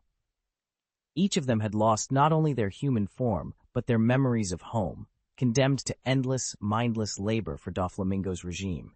Every day they longed to be free again, dreaming of the one thing that might break the spell, Doflamingo's downfall. And then, in a sudden flash, Nathan noticed fast-moving figures slipping through the crowd, the Ghost Hand Pirates. Whispers spread like wildfire. Report to the captain at once. Something big has happened. Even among Dressrosa's oppressed, hope flickered for the first time in months. In back alleys and side streets, the toys shared what they'd seen. If the Ghost Hand Pirates could topple Doflamingo, they believed their bodies and their lives could be restored. Now, as the entire island bristled with tension, the name Ghost Hand Pirates was on everyone's lips. With each passing second, Dressrosa teetered on the brink of rebellion. Chapter 196, Confrontation. You've got it all wrong, Doflamingo. Luo slipped in behind Rhodes, his hand closing around the hilt of the demon blade ghost cry. He drew it in one smooth motion and let the polished steel catch the light. We aren't just 4 scrappy fugitives. You and your family have already boxed yourselves in. In less than half a day, we could bring the Don Quixote family to its knees. He let that hang in the air for a moment before continuing in a low, cutting tone. Your real strength isn't your numbers. It's the secrets you hold, evidence that would draw every admiral in the Navy, even the world government itself, down on your head. So if anyone's going to move against you, it must be a single, decisive strike. A mocking smile curled Doflamingo's lips, the first crack in his composure. Very bold words for a brat like you. With a snap of his wrists, 5 threads of glowing, sharpened wire shot forward. They sliced through the mist, each strand poised to tear metal and flesh alike. Rhodes didn't hesitate. He swung his blade, dream severer, intercepting 2 wires in midair with a thunderous clang. Sparks flew, but his face was calm, unfazed by Don Quixote's deadly threads or by the 2 CP0 sub-captains flanking their boss. From the corner of his eye, Luo spotted another wire arcing toward him. In an instant, Nathan, formerly Ross, lunged between them, sword raised. The hot, razor-thin filament shaved mere inches from his blade as he parried, pushing Luo out of harm's way. Doflamingo's grin widened, chilling in its cruelty. So this is Luo, the very same runaway brat from the Don Quixote family who's been on my tail. Now you think you can come back here and teach my men a lesson? He stepped forward, power humming beneath his coat. The air crackled as the CP0 agents advanced, ready to close the net around Luo, Rhodes, Nathan, and Chun-Lei. But Luo steadied his grip on Ghostcry, the sword's edge gleaming with promise. "We'll see who ends up learning the real lesson," he replied, voice ice cold. And with that, the true battle began. Nathan's eyes flicked up as Doflamingo's voice cut through the chaos. "Not your turn to intervene." With a snap of his fingers, threads of crimson light raced together, fusing into an enormous whip that lashed toward Nathan. "Super Strike Whip," Doflamingo roared. Calmly, Nathan drew his blade. Chunla, a twisting aura of energy coiled around the sword as he met the whip head-on. In a single fluid arc, he severed the threads, each one snapped apart under the force of his strike. A quiet laugh escaped him. "Doflamingo, I thought you were calling me." Before the words had fully left his lips, Nathan blurred forward in a rush of motion. "Come and get me." Almost simultaneously, his allies joined the fray. Robin planted her palms on the ground, instantly blossoming dozens of powerful arms. She swept them through the ranks of Don Quixote family soldiers, crushing bone and armor alike. Nearly 100 fell before they even realized they'd been caught. At the same moment, Luo opened room, vanishing from one spot and reappearing behind the next cluster of enemies. His sword sliced in a wide arc, bisecting dozens more in a single, ruthless sweep. In that heartbeat, the tide of battle turned. Doflamingo found himself surrounded, not by frightened underlings, but by fighters who refused to back down. And standing at the center of it all was Nathan, blade gleaming, ready for whatever came next. Lafitte melted into the crowd like a wraith, darting forward with deadly precision. In an instant, dozens of Don Quixote family soldiers collapsed like dominoes, blood spraying across the plaza. "Arrogant fool!" Diamante snarled, hefting his longsword. His face was ice-cold as he charged, blade whistling through the air. He met Lafitte's wooden staff with a shower of sparks. The clang of steel and wood echoed through the square. No sooner had Diamante engaged his foe than Doflamingo's other officers sprang into action. They fanned out toward Luffy and Robin, intent on overwhelming them with sheer numbers. At the same time, the two CP0 subcaptains streaked in behind Nathan, blades drawn, aiming to land a killing blow to support Doflamingo's assault. Just as the Don Quixote ranks closed in, a jagged bolt of lightning tore through the storm-dark sky. In the next heartbeat, torrents of crackling energy cascaded downward like a silver waterfall. At its center, a massive battle axe materialized, crackling with pale white lightning. The moment it struck the cobblestones, a blinding flash rippled outward, electrifying hundreds of soldiers in every direction. Doflamingo's forces were frozen mid-charge, limbs convulsing as the thunderous blast left them twitching on the ground. In the space of a heartbeat, a crack of thunder split the sky, and from that celestial fury, Nathan drew power. Dozens of lightning bolts converged into a towering figure of pure electric force, its arms surging with crackling energy. With a roar like a storm unleashed, the thunder giant swung its massive battle axe. A blinding arc of white-hot lightning washed across the ranks of the Don Quixote family's foot soldiers. In an instant, hundreds of men were engulfed, their armor and weapons shattering in a shower of sparks. Even a few mid-level officers, proud lieutenants who thought themselves untouchable, were struck down, frozen in place by raw, sizzling power. Farther back, Doflamingo's sharp eyes narrowed beneath his trademark grin. At his side, the two CP0 subcaptains exchanged a brief flicker of recognition, and then, without hesitation, they shifted their focus away from the dying soldiers and moved in on Nathan himself. Their intent was clear. Eliminate the source of this apocalyptic storm before it could grow stronger. But Nathan, steadfast and undeterred, lifted his sword in both hands. Channeling a calm hewn from countless battles, he slashed a spiraling wave of blade energy toward his attackers. The air bent into a half-moon arc of shimmering force, hurtling directly at Doflamingo and the younger CP0 officer. "Twisted sword," Nathan called, his voice cutting through the thunder like a blade. Boom, boom, the colliding energies shook the ground. The subcaptain's counterstrike rang hollow against Nathan's disciplined technique, slightly less potent than Doflamingo's, but still dangerous. And Doflamingo himself, though powerful, had yet to awaken the full might of his devil fruit. For a moment, the three forces locked in deadly stalemate, lightning against technique, ambition against resolve. The battlefield held its breath, waiting to see who would yield first. Under the impact of Nathan's strike, the CP0 subcaptain and Doflamingo combined their strength to resist, but even together, they could not take the blow head-on and were driven back, staggered, and off balance. No sooner had Nathan faced down those two than the distant battlefield shifted again. From nowhere, a molten rivulet of silver light poured across the field, heavy as liquid steel. It pooled at the center and rose up, coalescing into a towering iron colossus. Clutching an enormous broadsword in its massive hands, the metal giant swung in a single, earth-shattering arc. The blade gouged furrows in the ground, sending dozens of Don Quixote family soldiers tumbling and charging straight at their senior officer, D'Armandi. Armandi's eyes flickered with resolve. Planting his feet, he brought his twin-bladed sword to bear, chanting the name of his secret technique, Half-Moon Requiem. A surge of emerald energy bloomed around his blade, colliding against the giant's downward strike with a thunderous crash. Though their swords clashed, the Colossus's attack never found its mark. Armandi's green aura held firm, and when the discharge of power faded, there wasn't even the slightest scratch upon him. The sudden arrival of the two giants shattered the stalemate on the battlefield, sending a shockwave rippling through all of Dressrosa. Curtains of debris danced in the air as onlookers reeled. Giants? And they'd eaten devil fruits, too? Pika's voice cut through the chaos with sharp fury. From the rear, he watched the Don Quixote ranks falter before these titans, anger blazing in his eyes. Without warning, he plunged his hand into the earth and activated his power. The ground trembled violently, then rose into the shape of a gargantuan stone colossus, hundreds of meters tall, dwarfing even the two thunder giants. "Go to hell!" Pika roared, and his stone giant swung a massive fist at Hyderthin. But Hyderthin only smirked.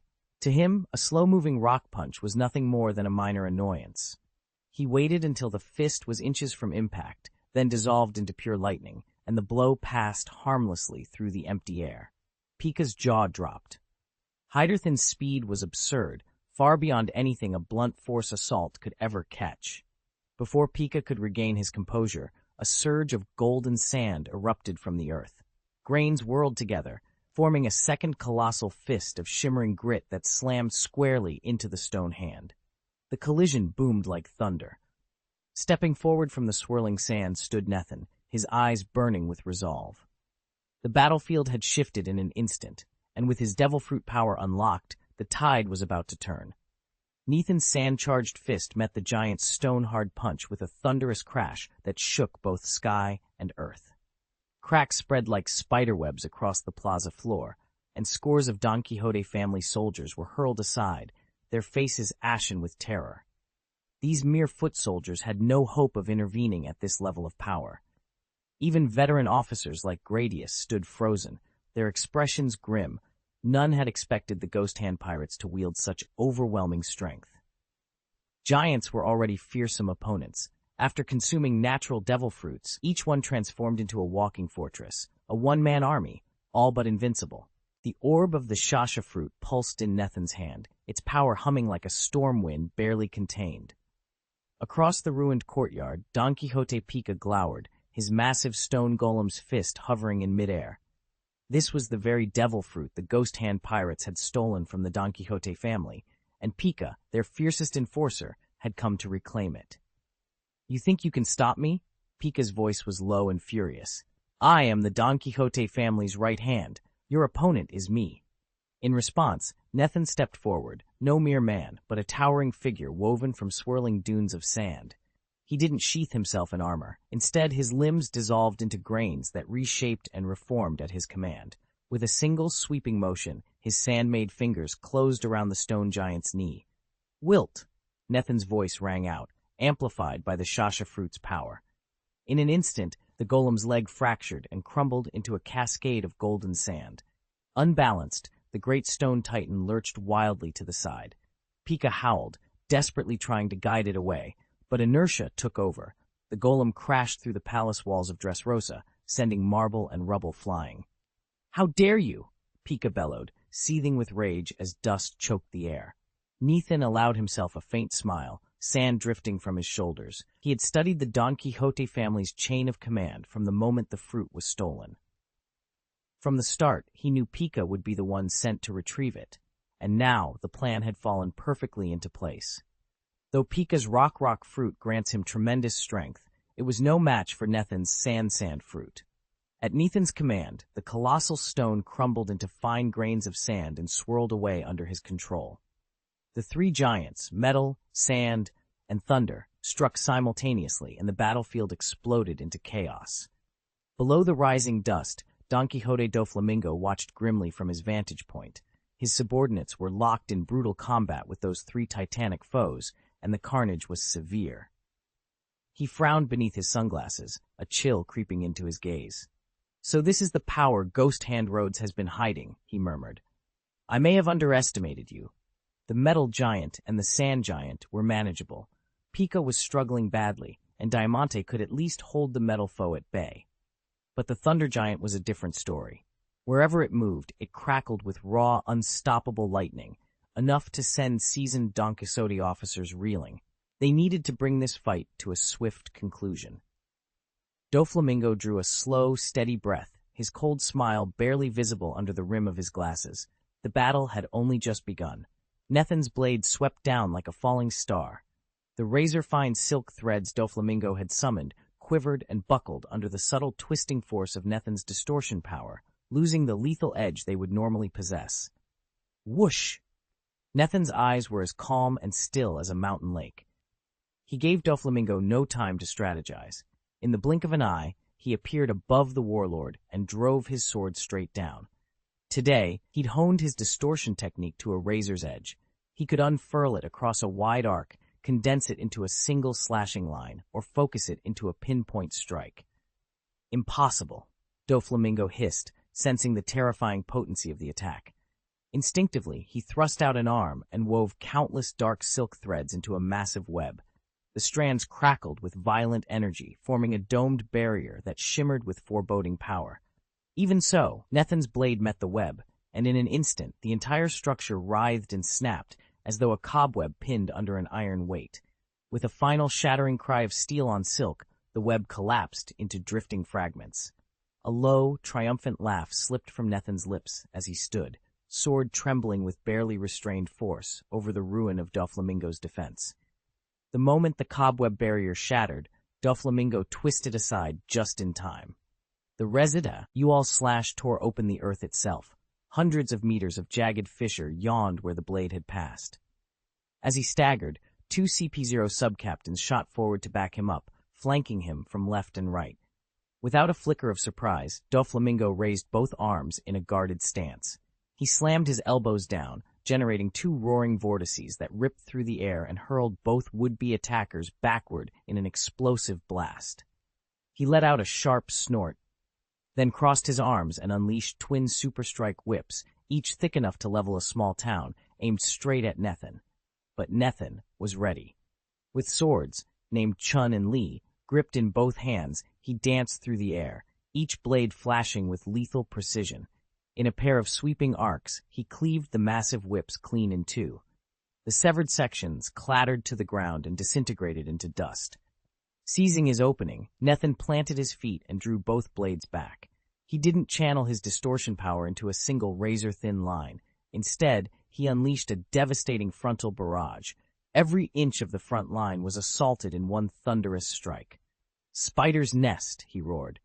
A shimmering lattice of energy fanned out from his swords, cascading toward Doflamingo like a rising tide of steel and light. The ground trembled beneath its force, and the air crackled as Nathan's ultimate technique bore down on his foe. Nathan hovered above the plaza, arms outstretched. At his command, dozens of shimmering cobweb walls sprang into being around Doflamingo. A low hum filled the air as Nathan unleashed his distortion power.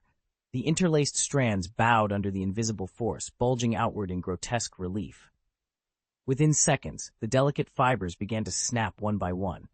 With a final ear-splitting crack, the entire web shattered, and Doflamingo was launched skyward, tumbling through the air before slamming into the palace's outer wall. Ignoring the two CP0 subcaptains who had been dogging his heels, Nethan wasted no time in pursuing his true quarry. From the moment he stepped onto Empty Island, he'd known there would be no bounty for a CPO officer. Today, amid the chaos of the Don Quixote family's infighting, only one prize mattered: Doflamingo himself. With a crash that sent dust cascading from the battlements, Nethan landed on the palace's broken terrace. Rather than surge forward among the rubble, he planted one booted foot on the scarred stone and poured every ounce of his distortion energy into the massive structure. The effect was instantaneous. Gasps echoed from the assembled Don Quixote soldiers and the fearful citizens of Dressrosa as the colossal palace itself seemed to seize up. From top to bottom, invisible hands clamped around its walls, twisting them in opposite directions. Towers creaked, battlements buckled, and windows bowed outward, as though the very bones of Dressrosa Palace were being wrung like wet cloth. In that moment, the heart of the kingdom shuddered, and all who watched knew they were witnessing the beginning of Doflamingo's undoing. Under the stunned gazes of everyone present, the once majestic palace, soaring over 100 meters into the sky, had been reduced to crumbling stone and shattered pillars. The ruin stood like a grim monument between heaven and earth, and the shock that rippled through the crowd was impossible to contain. Chapter 198, Awakening vs. Awakening, Part 3. Nethan scowled as he peered into the palace's shattered remains. Inside, Doflamingo wedged himself between two twisted walls, his arms sheathed in the grim sheen of hardened armament hockey. He strained to hold back the warping force that threatened to tear the chamber apart. Until a moment ago, he depended on the two CP0 sub-captains to mask his true power. But Rhodes's relentless assault had just flung those lieutenants aside, freeing Doflamingo, yet stripping him of their crucial support. He realized with a chill certainty that without their aid, he stood no chance of hiding his strength or prevailing against Rhodes. Boom! Boom! Two thunderous impacts echoed through the ruin, slamming the CP0 officers backward. Seizing the opportunity, Rhodes surged forward, charging straight into the palace's heart, a warped spiral of shattered pillars and crumbling stone. But just as Rhodes closed the gap, an otherworldly energy burst forth. From the fractured floor erupted thousands of gleaming white threads, weaving themselves into a luminous web. They climbed the ruined pillars, braided through splintered doorways, and draped every surface in a shimmering curtain of silk. "Thread, thread, fruit, awaken!" Nethan whispered, heart pounding. He watched, wide-eyed, as the entire palace crumbled into living filaments. The dormant power had finally stirred. Ever since Doflamingo tapped into the full potential of his devil fruit, his strength has surged to a level rivaling that of a Navy admiral. In raw power, speed, and endurance, he'd always trailed behind admiral-class officers, but awakening his fruit closed that gap. It was the one trump card he had kept hidden. Once unleashed, both his offense and defense ballooned to terrifying heights. Yet now, before Nethan's relentless onslaught, Doflamingo had no choice but to play his hand. He straightened his back, the tattered stones of the castle trembling at his heels. A cruel grin twisted his lips. "You wanted to spar with an admiral, did you?" he sneered. "Very well, let me show you what an awakened fruit can do." With a sharp gesture, the shattered walls around him shimmered and peeled away. From each jagged ruin sprang countless white threads, gleaming like silk but harder than steel. They snaked through the air, weaving into a living net that lunged at Nethan with blinding speed. Doflamingo's eyes burned with murderous intent. "I'll end you here," he hissed, convinced that these awakened strings would make short work of his challenger. But Nethan braced himself, ready to meet this deadly trap head-on, and determined to prove that even an admiral's might could be challenged. Diamandi, locked in combat with the metal giant, and Pika, who battled the sand giant, along with the other top officers, watched the unfolding scene with eyes alight. They alone knew Doflamingo's secret, the power to awaken his devil fruit. None had expected Nethan to be strong enough to force their captain to play that ultimate card. True to his moniker, Ghost Hand Rhodes, Nethan had pushed Doflamingo to the brink, and now, with Doflamingo's awakening unleashed, the tide of battle threatened to turn once more. Deep in the underground port, Toropol stood guard over the special asset known as Sugar. A hidden videophone bug projected the battle onto a nearby wall. Toropol let out a snort as he studied the flickering images. Beside him, Sugar cradled a basket of grapes, her attention never leaving the screen. Without pausing her grape snacking, Sugar murmured, "Ugh, it's revolting.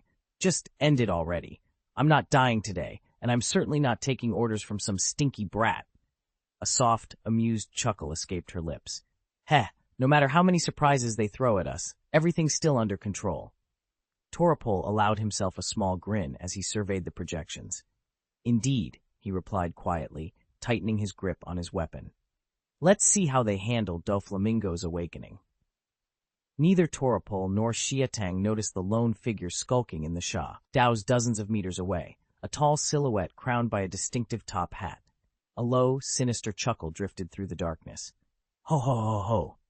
In that instant, Nithin sprang into action. "Twisted slash!" he roared. As the white silk thread hurtled toward him, he gripped his sword's hilt with all 5 fingers, channeling every ounce of his twisting force into the blade.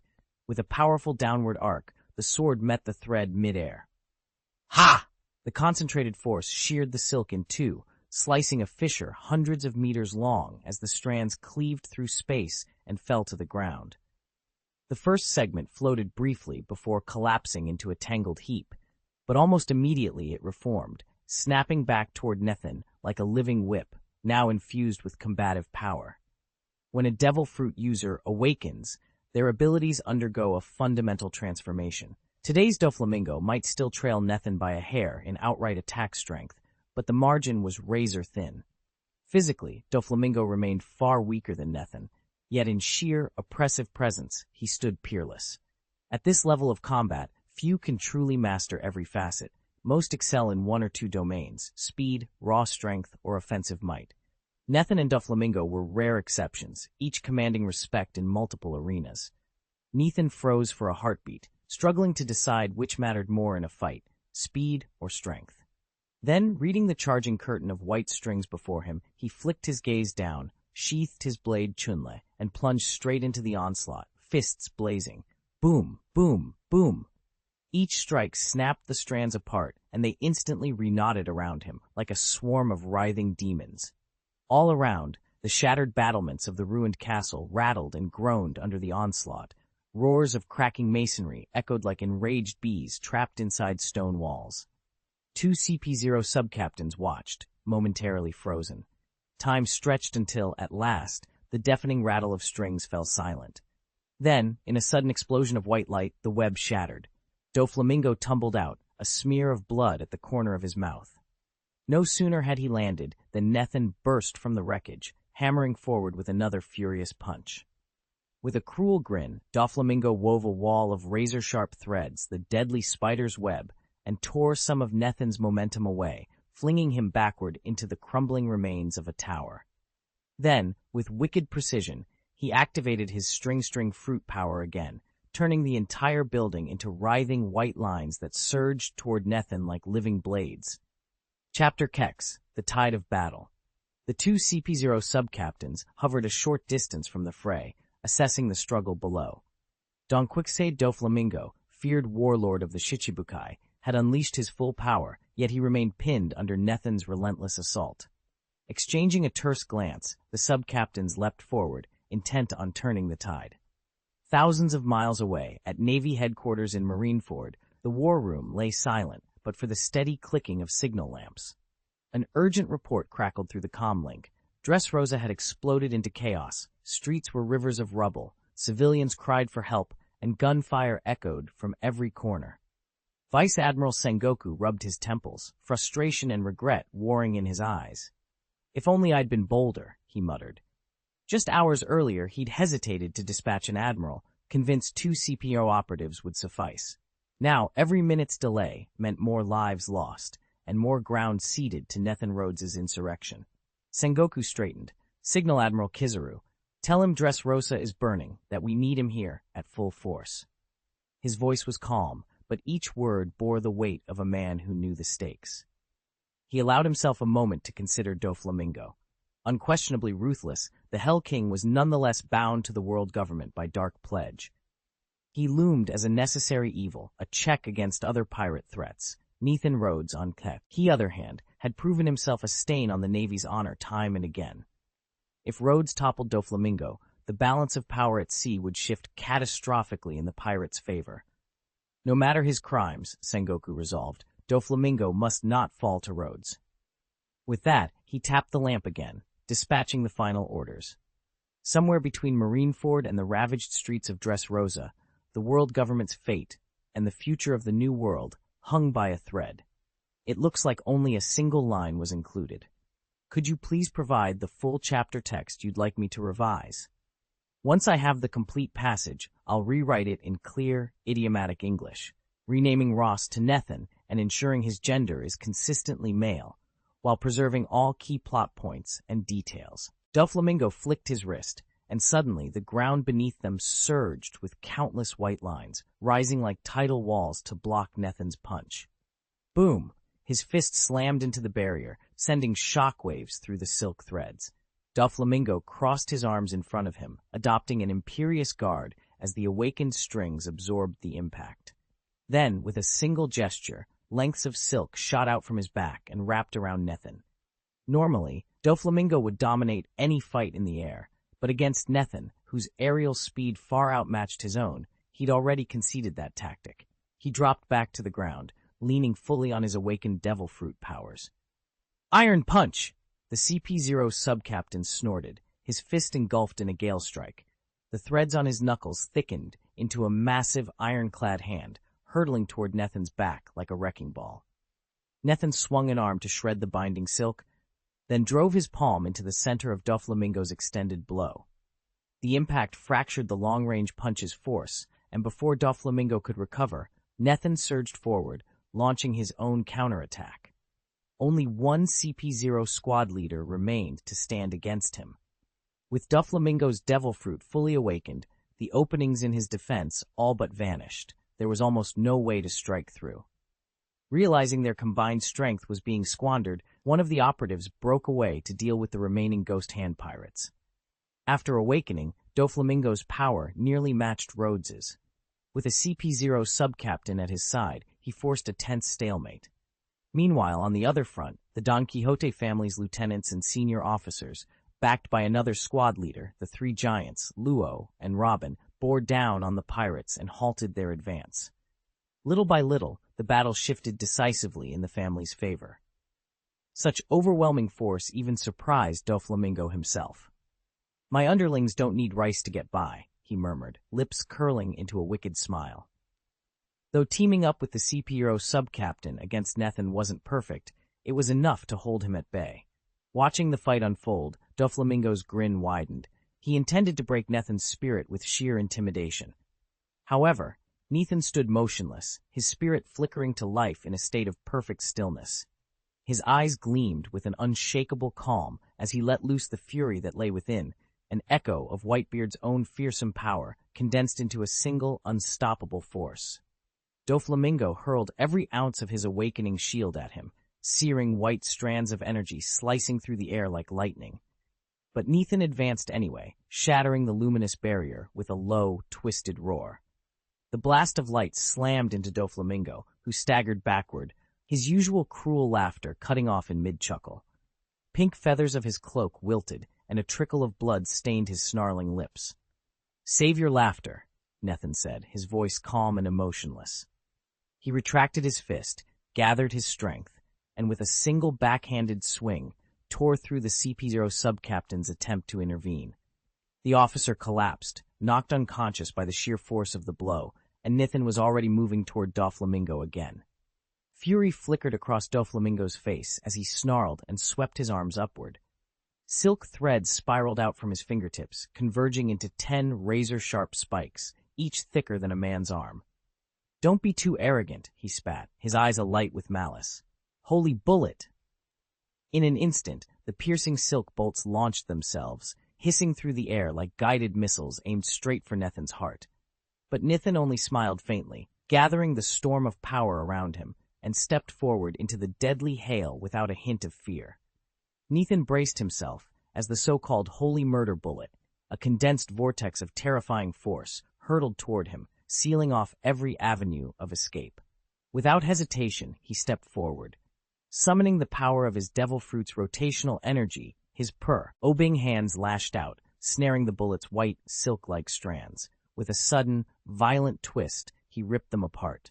The projectile disintegrated in midair, and the battle raged relentlessly on. Far above on Dressrosa's palace grounds, Doflamingo's eyes blazed with anticipation as he prepared to face Rhodes, his most formidable opponent. But before he could launch his next attack, the earth beneath the Don Quixote residence trembled. A mysterious shockwave rippled outward, sweeping across the entire island in an instant and halting every combatant in their tracks. Deep beneath the estate, in the sprawling underground factory, Lafitte stood alone in a black cloak, a serene smile gracing his lips.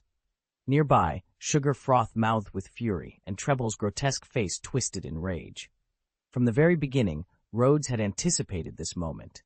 He had meticulously plotted the war for Dressrosa, cataloging each member of the Don Quixote family, assessing every fighting force, and drafting detailed deployment orders. Now, as chaos enveloped the island above, Rhodes allowed himself a single confident thought. Everything was unfolding exactly as he had planned. Chapter 10: Breaking the Puppet Strings. Nethin crouched behind the shattered remains of a stone statue, wind whipping his dark hair across his determined brow. Beside him, Rhodes pressed a hand to his wounded side, and Robin's eyes darted across the battlefield. Around them, Dressrosa's once proud, living toys stood frozen, card soldiers trapped in mid-stride, rifles still raised but utterly inert. From the rubble ahead came a roar. Treble's massive form eclipsed the sunlight as he stormed into view, face contorted with rage and panic. "So you claim to know every secret of the Don Quixote family, every one of Doflamingo's cards," he thundered, voice echoing off the broken pillars.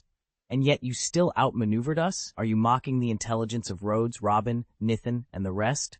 You," he snapped his fingers, eyes wild. "You must be Devil Sheriff Lafitte of the Ghost Hand Pirates." No one had expected the Ghost Hand Pirates to learn of Sugar's role in Doflamingo's arsenal, or to dare deploy her power against the Don Quixote forces. Sugar lay comatose nearby, her body slumped in a ruined pavilion, entirely helpless. And yet, at that moment, an unmistakable pulse of energy radiated outward from her. Nithin tensed, ready to leap to his friend's aid, but nothing happened to him, to Rhodes, or to Robin. Instead, the enchanted soldiers at Treble's command went limp, their uniforms and weapons morphing into lifeless toy replicas. At the same time, countless townsfolk, long forgotten under Sugar's curse, shook themselves free, blinking and disoriented as reality rushed back. Treble staggered backward, his booming voice reduced to a strangled gasp. On the castle balcony above, King Doflamingo's triumphant smirk vanished. Dressrosa, the so-called pirate kingdom of toys, the jewel in the crown of the Shichibukai system, had become a political lightning rod, its public image of harmless playthings shattered in an instant. If news of this betrayal reached the world government, Doflamingo's seat among the 7 warlords would crumble, and the facade of cooperation between pirates and corrupt officials would collapse in scandal. Nethin rose to his feet, gripping his sword hilt with white knuckles. All around him, the freed citizens hesitated, then cheered in rising relief. Today, the tide had turned. And soon, very soon, the truth of Dressrosa's darkness would be laid bare for the whole world to see. One of the CP0 sub-captains reported at once that something was very wrong on Dressrosa. The island's toys, all of them, had been altered by human hands, and they themselves didn't even realize it. Worse still, anyone transformed into a toy would disappear the moment the spell was broken, their memories wiped clean. Sugar was the most closely guarded secret of the Don Quixote family, hidden deep within their vaults, so deep in fact that even Doflamingo's closest subordinates knew no thing of it. Nethin spoke up calmly, echoing word for word the confession Doflamingo had made not moments before.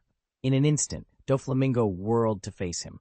Behind his dark sunglasses, his pupils constricted to tiny slits, his jaw clenched, and a storm of anger and dread crossed his face. "Impossible," he hissed under his breath. Sugar, Princess Sugar, was supposed to be safe. For precisely this reason, he had assigned Treble to guard her in secret, keeping her out of the front-line fighting. It was a precaution he'd felt certain would never fail. Yet here was proof that something had gone horribly awry. Most troubling of all, how could Nethin know about Sugar's true nature? Doflamingo's trademark composure shattered, If anything had happened to Sugar, if the world learned of her power to erase lives and memories, Dressrosa's darkest secrets would be laid bare for everyone to see, and there would be no going back.